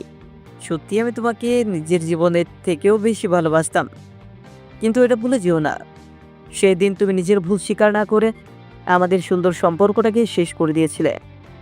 আমি জানি আমি সেই দিন ভুল করেছি, সেই ভুলের কখনো কোনো ক্ষমা হয় না। কিন্তু আমি আমার ভুল থেকে একটু শিক্ষা ঠিকই গ্রহণ করেছি, আর তা হচ্ছে লোভে পড়ে সঠিক মানুষকে হারানোর যন্ত্রণার ভয়াবহতা। চলো নিচে চলো, এখানে থাকলে তোমার শরীর খারাপ হয়ে যাবে। তুমি তো অন্য একটা মেয়েকে লাভ করো, তাহলে আমাকে নিয়ে চিন্তা করো কেন? দোলা, আমি কেমন তা তুমি ভালো করেই জানো। রাতে দোলা আর আদিল দুজনেই বিয়ে নিয়ে চিন্তায় পড়ে যায়। একটা ভুল সিদ্ধান্ত যদি জীবন তাদের সকলেরই জীবনটা নষ্ট করে দেয়, তখন কি হবে? এভাবে বিয়ের দিন চলে আসে। আজ তাদের বিয়ে, অথচ এমির বাদে সবারই মন খারাপ। জেরিনের মনে একটাই ভয়, আর তা হলো এমিরকে অন্যের হয়ে যাওয়া।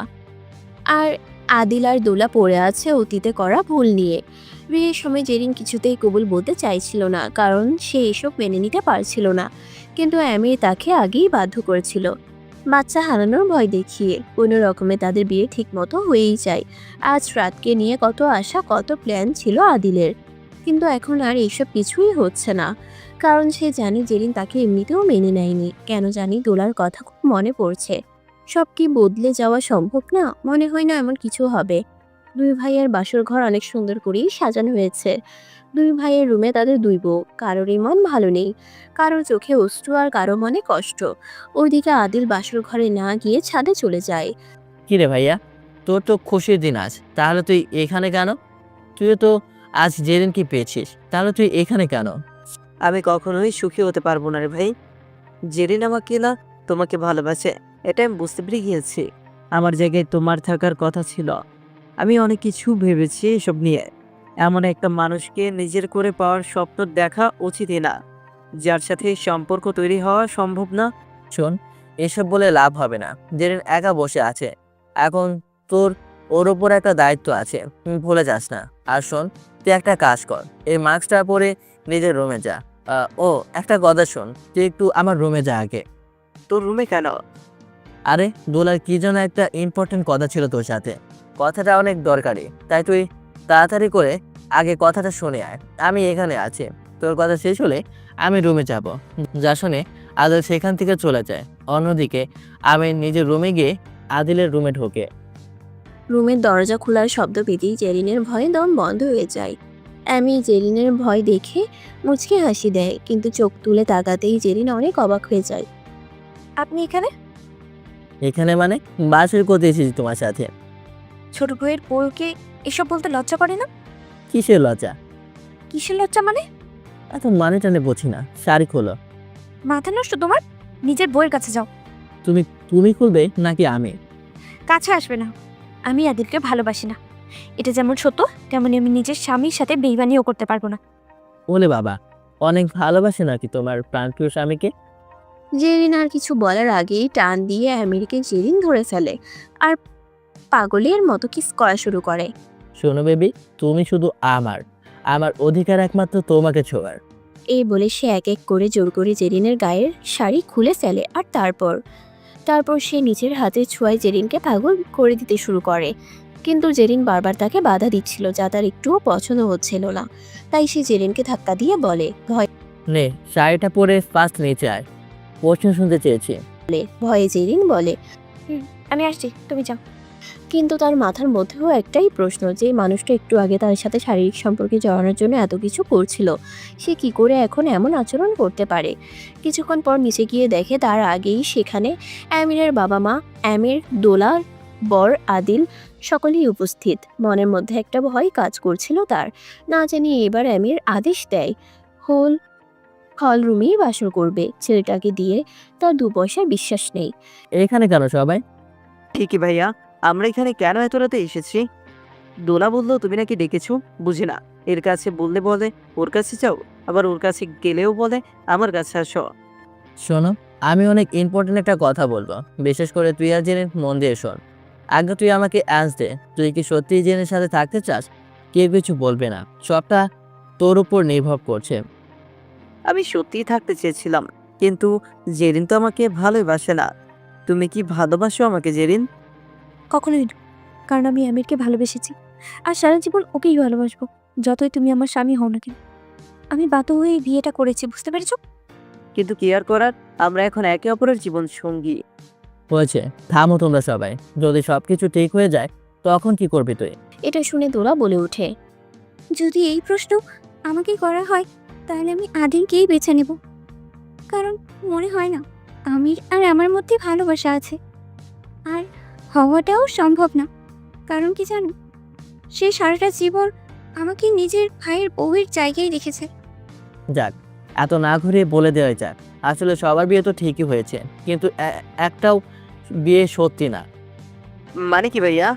বোকা ছেলে, তুমি হয়তো না পড়েই সাইন করেছ, ওইখানে বিয়ের কোনো লেখাই ছিল না, তাই না দোলা?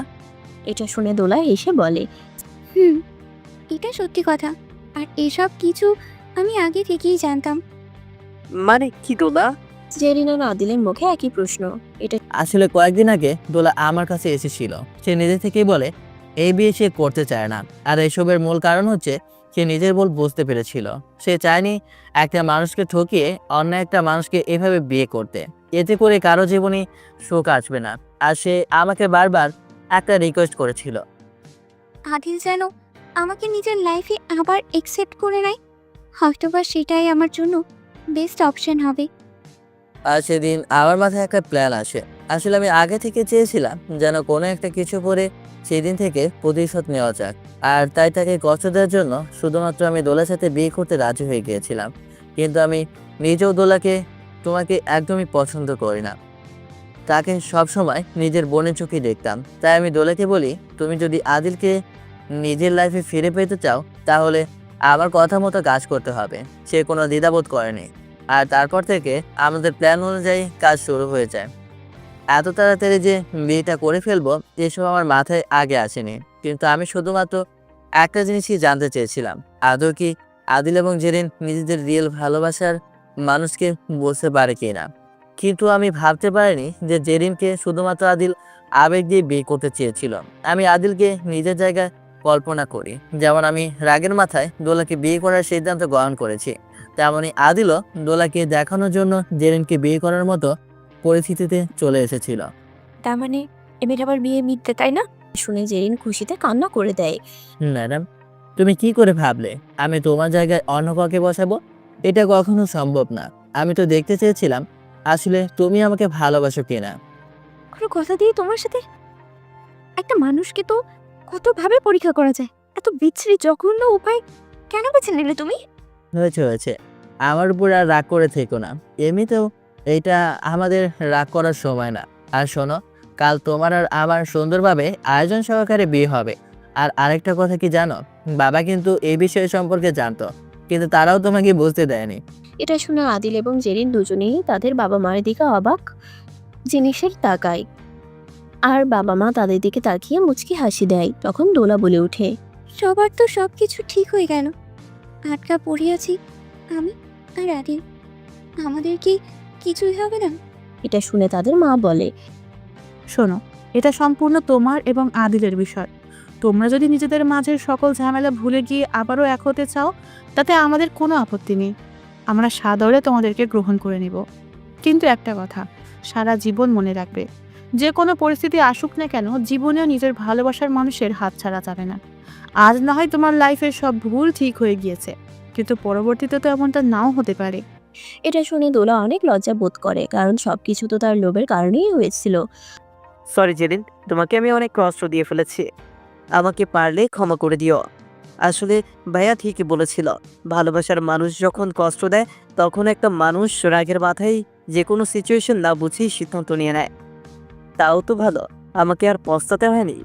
দোলা এসব শুনে কোনো কথা না বলে আদিলের হাত ধরে বলে, will you marry me? Adil এটা শুনে খুব খুশি হয় যে দোলা নিজ থেকে তাকে বিয়ের জন্য প্রস্তাব দিয়েছে। আর শুধুমাত্র সেই নয়, বরং সকলেই খুশি হয়ে যায়। আদিল আর কোনো কিছু না বলে দোলার প্রস্তাবে রাজি হয়ে যায়। আর এতে করে বাড়িতে সকলের মধ্যে আনন্দের বন্যা বয়ে যায়। একসাথে দুটো আনন্দ পেয়ে সকলেই অনেক খুশি হয়ে যায়। কাল তাদের বিয়ে, খুব সুন্দরভাবে এবার তাদের বিয়ে হবে। সকলের মনের ইচ্ছে পূরণ হবে, সকলে নিজের ভালোবাসার মানুষকেও পাবে। সব ঠিকঠাক হয়ে গেলে মা, বাবা, অ্যামির, জ্যারিন, আদিল, দোলা সকলকে নিজ নিজ রুমে যেতে বলে। মা, কাল তো বিয়ে হবেই, আমি একটু দোলার কাছেই না হয়ে থাকি। রুমটা এত সুন্দর করে সাজানো হয়েছে, এত কষ্ট কি করে বৃথা যেতে দিই বলো? মার খাবি তুই। না মা, যাচ্ছি। আমির আর কিছুই বলে না। জেরিন আর অনেক খুশি, এত কষ্ট যে এই সুখের দিনটা দেখার জন্যই করা। জেরিনকেও তার হবু শাশুড়ি নিজের রুমে পাঠিয়ে দেয়, কিন্তু মন তো খালি আমিরকে চাইছে। কি করা যায়, এমিরেরও একই অবস্থা। ঘড়ির কাঁটায় রাত যখন 1টা বাজে তখন পুরো বাড়ি নীরব। আস্তে আস্তে করে আমির নিজের রুম ছেড়ে জেরিনের রুমে চলে যায়। গিয়ে দেখে জেরিন একেবারে ফ্রেশ হয়ে মাত্র বের হয়েছে। আহা, কি সুগন্ধ! কোন পারফিউম এটা? ওমা, তুমি? তোমার মা যদি দেখে ফেলে? ইস, রাখো তো। এই বলেই সে জেরিনকে নিজের দিকে টান দেয়। আজ আমাদের ভালোবাসা পূর্ণতা পাবে, যাই করো বা কেন। আজ আর ছাড়ো করো না প্লিজ। একদিন তো শান্তিতে একটু আদর করতে দাও আমাকে। যা তো, কোনো আদর হবে না। আগে আমার কিছু প্রশ্নের উত্তর দাও তো জান। কি? তুমি দোলার সাথে ইটিস ফিটিস করনি তো? হ্যাঁ, ছি ছি ছি ছি ছি। নিজের বাচ্চার বাবাকে কেউ এসব জিজ্ঞেস করে? ওয়েট, মজা বাজাচ্ছে। ছাড়ো প্লিজ, কথা এখনো শেষ হয়নি। কিন্তু আমির জেরিনকে বলে, এই শোনো, যখন অনেক কষ্ট করে তোমার জামাগুলো খুলেছি, এখন আর পারবো না। এখন থেকে নিজেই কোলে রেডি থাকবে। দাঁড়াও, তোমার রেডি থাকাচ্ছি আমি। এই বলেই জেরিন আমিরের ঠোঁটে চুমু খেতে লাগে। আচ্ছা জান, আমাকে যদি এত ভালোবাসো তাহলে এত নাটক কেন করলে? এত নাটক না করলে তুমি আমার ভালোবাসার কদর বুঝতে না। মানুষ কাউকে হারালে তার মর্ম বুঝতে পারে। তোমার বেলাতেও তাই হয়েছে। আজ থেকে একটা নাটকের জন্য আজ দেখো, একটা নাটকের জন্য 4টা মানুষের জীবন পরিপূর্ণ। আদিলও তার ভুল বুঝতে পেরেছে। দোলারও সেম দশা। জানো, আমি আদিলকে কি বলেছিলাম? কি কও? বলেছিলাম দোলা তোকে ডাকছে। সে আসলে এসবের কিছুই বুঝতে পারেনি। আর দোলাও জানতো না যে আদিল তার সাথে এমন একটা সময় দেখা করতে আসবে। আমি জাস্ট দোলার আদিলকে কথা বলার সুযোগ করে দিয়েছিলাম। কত নাটক রে বাবা। বাই দেবে, তুমি কি অ্যাক্টর নাকি আবার? না, আমি তো তোমার গল্পের ভিলেন হয়েই নাও। আমি ভাগ্যে বিশ্বাসী ছিলাম, আমার ভালোবাসা সত্যি ছিল, তাই আজ এত সুখ। কিন্তু তুমি যতগুলো কষ্ট দিয়েছো না, সব মনে আছে। একে একে সবগুলো ফিরিয়ে দেবো। যাই করো না কেন, কোনো বিয়ের নাটক করো না প্লিজ। অনেক রাগ উঠে যাবে কিন্তু পরে। জানোই তো আমি কিভাবে শাস্তি দেই। হয়েছে, এবার নিজের রুমে যান। আপনার মা যদি একবার এসব দেখে না, তাহলে জানে মেরে ফেলবে। বেরোন আমার রুম থেকে। জান, বের করে দিচ্ছ? কাল বিয়ে হলে যা হওয়ার হবে। কপাল। হয়েছে, যাও যাও। মশা তাড়াচ্ছ বুঝি? না, তোমার ভাগ্য ভালো, কারণ মশা হলে তো এতক্ষণে আমার হাতের নিচে পড়ে ভর্তা হয়ে যেতে। এই বলে জেরিন দরজা লাগিয়ে দেয়। ওদিকে আদিল আর দোলার মধ্যেও একই অনুভূতি। দোলা, একটা কথা জিজ্ঞেস করি, তুমি কি আমার ভাইয়ের সাথে শারীরিক সম্পর্ক করেছো? মোটেও না, তোমার ভাই তো আমার দিকে ফিরেও তাকাতো না। কারণ সে হয়তো অনেক আগে থেকেই চেয়েছিল যেন আমরা আগের মতো এক হয়ে যাই, নিজেদের ভুল বুঝতে পারি। জি, তোমাকে আর কিছু বলার মতো ক্ষমতা নেই আমার, কারণ আমি নিজেই লজ্জিত। যাই হোক, তুমি আমাকে ক্ষমা করে দিও, তাহলেই হবে। ক্ষমা করতে পারি, তবে একটা শর্ত আছে। আচ্ছা, তোমরা দুই ভাই এমন কেন? সব কিছুতেই শর্ত রাখো। এই যে ম্যাডাম, এত কিছু শুনতে চাইনি। শর্ত রাখবেন কিনা সেটা বলুন। যদি পারি তাহলে ঠিকই রাখবো, রাখবো না কেন? আরে ডোন্ট ওয়ারি, তুমি ঠিকই পারবে। তুমি কাছে আসছো কেন? আমি কিন্তু তোমার মতিগতি ঠিক বুঝতে পারছি না। একদম চুপ। শোনো, এটা 1-2 দিনের চা পাওয়া নয়, বরং কয়েক বছরের জমানো আকাঙ্ক্ষা। এই না, না বলছি প্লিজ, কাল তো বিয়েই। কিন্তু কে শুনে কার কথা? সকালে হয়ে উঠতেই নতুন একটা জীবন শুরু হয়। হ্যাঁ, এই জীবনটার জন্যই তো সকলে এত অপেক্ষা করছিল। পুরো বাড়ি ফুল দিয়ে ডেকোরেশন করা হয়, ফুলের গন্ধ সবটা ছড়িয়ে গিয়েছে। দুই ভাইয়ের আজ একসাথে বিয়ে। খুব তাড়াতাড়ি ঘর আলো করে নতুন সদস্য এই বাড়িতে আসবে। এর থেকে খুশি চাই আমির আর আদিলের বাবা মা। সুন্দর করে দুই বুকে সাজানো হয়, এরপর বিয়ের পালা শুরু। কবুল বলার সময় জেরিনের কলিজা বাবা মায়ের জন্য হাহাকার করে। প্রতিটা মেয়ে পরিবারকে এই সময়টাতে পাশে চায়। দোলার পাশে তার বাবা মা আছে, কিন্তু তার সাথে কেউ নেই। বিয়ের আসরে এই কান্নায় ভেঙে পড়ে জেরিন। হঠাৎ করে পেছন থেকে পরিচিত একটা গলা ভেসে ওঠে। আর কাঁদতে হবে না, দেখ আমরা তো তোর সাথেই আছি। পেছনে ঘুরে তাকাতেই সে অনেক অবাক হয়ে যায়, কারণ পেছনে যে তার বাবা মা আর ছোট বোন ছিল। তোমরা? সারপ্রাইজ। কিছু বলার আগেই কান্নায় আরো ভেঙে পড়ে। বাবা মাও নিজের মেয়ের এমন হাহাকার দেখে নিজেদের আগলে রাখতে পারেনি।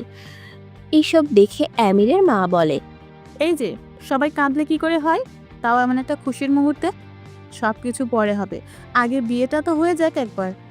জেরিনও তখন নিজেকে সামলে কবুল বলে, যাক বিয়েটা শেষ হলো শেষ পর্যন্ত, তাই না? জেরিন ছাড়া আমির যেমন অপরিপূর্ণ, তেমনি জেরিন তাকে ছাড়া সুবাসহীন ফুলের মতো। বিয়ে শেষ হয়ে গেলে আমির যখন জেরিনের কাছে আসে, তখন জেরিন তাকে বাবা মার কথা জিজ্ঞেস করে। আমার সারপ্রাইজকে তো তুমি ভয় পাও, তাই সিদ্ধান্ত নিয়েছিলাম এমন একটা সারপ্রাইজ দিব যাতে তুমি সারাটা জীবন মনে রাখো। আসলে আমি অনেক আগে থেকে তোমার পরিবারের সাথে যোগাযোগ করার চেষ্টা করেছিলাম। প্রথম থেকে তারা সবটা মেনে না নিলেও শুধুমাত্র তোমার কথা চিন্তা করে তারা নিজেদের সব রাগ অভিমানকে বিসর্জন দিয়ে আমার সাথে এখানে আসতে রাজি হয়। হঠাৎ তখনই সেখানে জেরিনের বাবা মা আসে। হ্যাঁ মা, তোর জন্যই এখানে আসা। কিন্তু আমরা অনেক খুশি যে তুই ঠিকঠাক আছিস। আমরা খবর পেয়েছিলাম তুই নাকি কোনো মাফিয়ার চক্করের হাতে পড়েছিস। সেখান থেকে নাকি কেউ বেঁচে ফিরতে পারে না। সবাই বলছিল তুই বেঁচে নেই। এসব শুনে যে কী করে এক একটা দিন আমরা কাটিয়েছি তা শুধুমাত্র আমাদের রব জানে। তবুও মনের বিশ্বাস হারাইনি। কিন্তু আমির তোমাদের কি করে এখানে আনলো? এটা শুনে আমির জেরিনের কানের কাছে এসে বলে। ওটা আমি রাতে তোমাকে আনবক্সিং করতে করতে না হয় বলবো। এটা শুনে জেরিন অনেক লজ্জা পায়। তখন জেরিনের বাবা মাও বলে, এসব নিয়ে পরে ঠান্ডা মাথায় কথা বলবো আমরা। তুই এখন রুমে গিয়ে রেস্ট নে।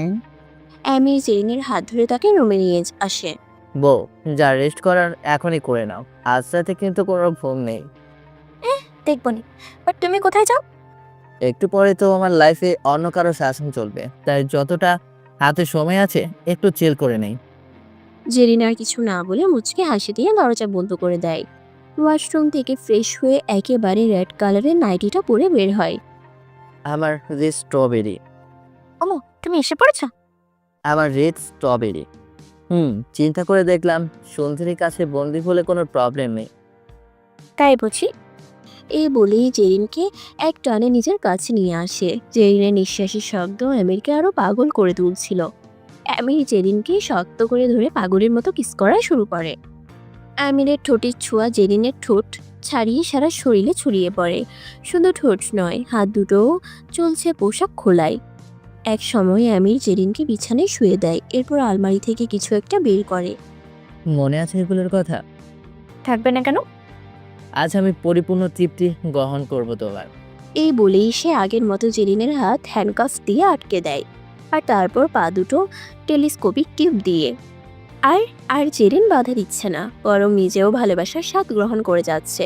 হাত পা বেঁধে হায়ানার মতো সে জেরিনের উপর ঝাঁপিয়ে পড়ে। বাকিটা না হয় আপনারা বুঝে নেন।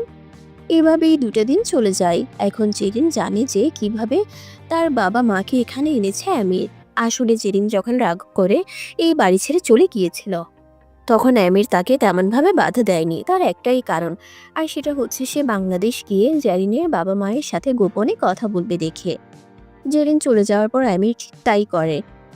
প্রথমে আমিরের কথা কেউ বিশ্বাস না করলেও পরে জেরিনের কিছু ভিডিও ক্লিপস দেখে তারা মেনে নেয় যে আমির সত্য কথাই বলছে। শুধুমাত্র মেয়েকে ফিরে পাবে এই আশায় তারা কোনো কিছু না ভেবেই এতটা পথ পাড়ি দিতেও রাজি হয়ে যায়। বিয়ের 2 দিন আগেই তাদের বিদেশে আনা হয়, কিন্তু কেউ যেন তাদের কথা না জানতে পারে, তাই আমির নিজের গেস্ট হাউসে তাদের রেখেছিল। তার কাছে মনে হয়েছিল বিয়ের দিন মা বাবাকে কাছে পাওয়ার থেকে বড় আর কোনো সারপ্রাইজ জেরিনের জন্য হতে পারে না। আর ঠিক তাই ঘটে। এখন তাদের হানিমুনের প্ল্যান চলছে। 2 ভাই একসাথেই হানিমুনে যাবে। কিরে, হানিমুনে কোথায় যেতে চাও? একটা জায়গায় যেতে চাই আমি, যদি আমাকে অনুমতি দাও তবেই। তোমার একটা কথাতে আমি সব করতে রাজি তোমার জন্য। একবার বলে তো দেখো। বাংলাদেশ যাব। আমি নিজের দেশকে অনেক মিস করছি। সবাই বেশ অবাক হয়, কিন্তু জেরিনের কথায় সবাই খুশি হয়। তো কথায় কথায় আমিরের মা দোলাকে জিজ্ঞেস করে, কি গো জেরিন তো নিজের হানিমুনের প্লেস ঠিক করে ফেলেছে, তুমি কি ঠিক করলে? আমিও বাংলাদেশেই যাব। সেখানে 1 উইকের মতো হানিমুন এনজয় করে না হয় অন্য কোথাও ঘুরতে যাব। আসলে জানিনি তো, ছোটবেলায় আমি বিদেশে চলে এসেছি পরিবারের সাথে, তারপর আর কোনো দিন যাওয়া হয়নি। আসলে এই কথাই রইলো, তোমরা সবাই একসাথে বাংলাদেশ গিয়ে হানিমুন এনজয় করো। আর তুমি মা দোলা, আমি চাই হানিমুন থেকে আসার পর তুমি একটা সুখবর নিয়ে আসো। এটা শুনে দোলা অনেক লজ্জা পায়, আর আদিলও একটু একটু পাচ্ছিল আর কি। তো সবকিছু খুব তাড়াতাড়ি অ্যারেঞ্জমেন্ট করে ফেলে আমির। জেরিনের বাবা মাও তাদের সাথে বাংলাদেশ যায়। সেখানে তাদের হানিমুন অনেক সুন্দর কাটে। একদিন জেরিন আর আমির রাতের রাস্তায় হাঁটতে বের হয়। জানো আমি খাওয়া দাওয়া করলে না একটু আর নড়াচড়া করতে পারি না, না হাঁটলে শান্তি পাই না। তাই তো তোমাকে নিয়ে হাওয়া খেতে বের হয়েছে। আজ একটু শান্তি পাচ্ছি। কেন, সবসময় কি অশান্তিতে থাকো? আরে তেমন কিছু না, তোমার বডিগার্ডদের ভাগ্যিস দূরে দাঁড় করিয়ে রেখেছো, তা না হলে তো গা ঘেঁষে দাঁড়িয়ে থাকে। ওটাই তো দায়িত্ব ওদের। ইস, আমার তো মাঝে মাঝে মনে হয় ওগুলো বডিগার্ড না, আমার সতীন। ছি, যাও তো। এমন মুখের রিয়াকশন দেখে জেরিন আর না হেসে পারে না। ওয়েট বেট, একটা কল এসেছে, তুমি এখানে থাকো, আমি আসছি। জেরিন ভালো মেয়ের মতো রাস্তার কোণে দাঁড়িয়ে থাকে। হঠাৎ তখনই পেছন থেকে জেরিন বলে কেউ একজন ডাক দেয়। যা শুনে জেরিন পেছনে তাকাতেই অনেক অবাক হয়। তুমি এখানে? কালকে খবর পেয়েছি যে তোমাকে খুঁজে পাওয়া গেছে। আমি সিলেটে গিয়েছিলাম কাজে, কিন্তু তোমার কথা শুনে প্লেনে ইমার্জেন্সি টিকিট কাটি। তুমি বুঝি আমাদের বাসায় যেতে এখন? যেতাম, কিন্তু তোমাকে তো আর রাস্তায় পেয়ে গেলাম। এই বলেই সে জেরিনের হাত ধরে বলে, যেতাম, কিন্তু তোমাকে তো রাস্তায় পেয়ে গেলাম। অনেক খুঁজেছি তোমাকে, পাগলের মতো করে বুঝেছি। আমি আর কোনো দিন তোমাকে চোখের আড়াল হতে দেব না। অনেক দেরি হয়ে গেছে। মানে? জেরিন কিছু বলে ওঠার আগেই আমির তার কাছে আসে। কে উনি? কেউ না। মানে কি, আপনি কেউ? আমি ওর হাজবেন্ড। হোয়াট? জেরিন, তুমি বিয়ে করেছো? আর আমি প্রেগনেন্টও। ভুলে যাও আমাকে জীবনের একটা দুঃস্বপ্ন ভেবে। হ্যাঁ, তুমি সত্যি আমার জীবনের প্রথম ভালোবাসা ছিলে, কিন্তু ভাগ্যে যা ছিল তাই হয়েছে। যাই হোক ভাই, নতুন করে তুমি জীবন শুরু করলে আমি অনেক বেশি হ্যাপি হব। আমিরও সবটা বুঝতে পেরে যায়, তাই আর কোনো কথা না বলে জেরিনকে নিয়ে সেখান থেকে চলে যায়। নির্বাক দৃষ্টিতে আইমান জেরিনের দিকে তাকিয়ে থাকে, তার স্বপ্নের মেয়েটার জন্য কারোর। এভাবেই 15 দিনের মতো বাংলাদেশে থাকার সুযোগ হয় জেরিনের। আইমানের আর খোঁজ পায়নি জেরিন, আর দোলা এবং আদিলও 7 দিন বেরিয়েই সুইজারল্যান্ড ঘুরতে চলে গিয়েছিল। এদিকে আমিরের সব কাজ পড়ে আছে, তাই মন না চাইলেও জেরিনকে ফিরে যেতে হয়। সব মেয়েরাই এই সময়টা মায়ের বাড়িতে কাটাতে চায়, কিন্তু এখানে ডিস্টেন্সটা একটু বেশি। যাই হোক, বেড়ানো শেষ করে আবারও নিজেদের বাড়ি ফিরে যায় তারা। এভাবেই দিন কাটতে লাগে। দেখতে দেখতে 7 মাস পেরিয়ে যায়। ডেলিভারি হতে আর বেশি দিন বাকি নেই। জানো আমির, দোলা আর আদিলের নাকি আজকের দিনেই প্রথম রিলেশন শুরু হয়েছিল। এখনও তারা সেই দিনটাকে মনে রেখেছে। তাই দোলা আদিলের সারপ্রাইজ দেওয়ার জন্য রাতে একটা পার্টির আয়োজন করেছে। কোথায় হবে? আরে ছাদে হবে, কারণ আমি বলে দিয়েছি বাইরে যেতে পারবো না, শরীর জড়ানো আমার। আচ্ছা ঠিক আছে, আমি তাড়াতাড়ি আজ বাড়ি ফিরে আসবো। এই বলে সে জেরিনের কপালে আর পেটে চুমু দিয়ে অফিসে চলে যায়, আর আদিল এবং তার বাবাও তার সাথেই অফিস যায়। রাতে সবাই বাড়ি ফিরলে আদিলকে দোলা সহ বাকিরা সারপ্রাইজ দেয়। হাই আল্লাহ, আমার তো মনেই নেই। থাকবে কি করে? আমার কথা কি তোমার মনে থাকে? হঠাৎ জেরিনের জানি কেমন পেইন ফিল হয়। প্রথম দিকে কম হলেও আস্তে আস্তে বেড়ে যায়। পেইন করছে, আমি পারছি না আর।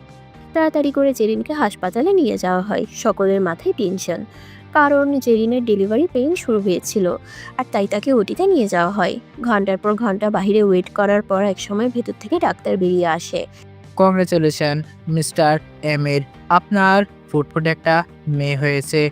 জেরিন, ও কেমন আছে? চিন্তা করবেন না, এ নর্মালি ডেলিভারি হয়েছে, মা সন্তান সবাই সুস্থ আছে। সবাই এক এক করে ভিতরে যায়। আদিল এই নিউজ ফোন করে জেরিনের পরিবারকেও জানিয়ে দেয়। সবাই অনেক খুশি হয়ে যায়। সব ঠিকঠাক করে যখন জেরিনকে কেবিনে আনা হয়, তখন সবাই এক এক করে দেখতে আসে। মেয়েটা দেখতে একদম তোমার মতো সুন্দর হয়েছে জান। হ্যাঁ, কিন্তু স্বভাব পেয়েছেন। কেন, আমি কি করলাম আবার? দেখো না, তোমার যেমন ধৈর্য নেই, এরও ঠিক একই অবস্থা। সময় হওয়ার আগেই চলে এসেছে। মাকে একটু পার্টিতে এনজয় পর্যন্ত করতে দেয়নি। সরি দোলা আর আদিল, তোমাদের পার্টিটা নষ্ট হয়ে গেল। আরে কি সবচেয়ে বলো, এই বাচ্চাটার থেকে আর বড় এনজয় কি হতে পারে? যাই হোক, ও কিন্তু অনেক কিউট।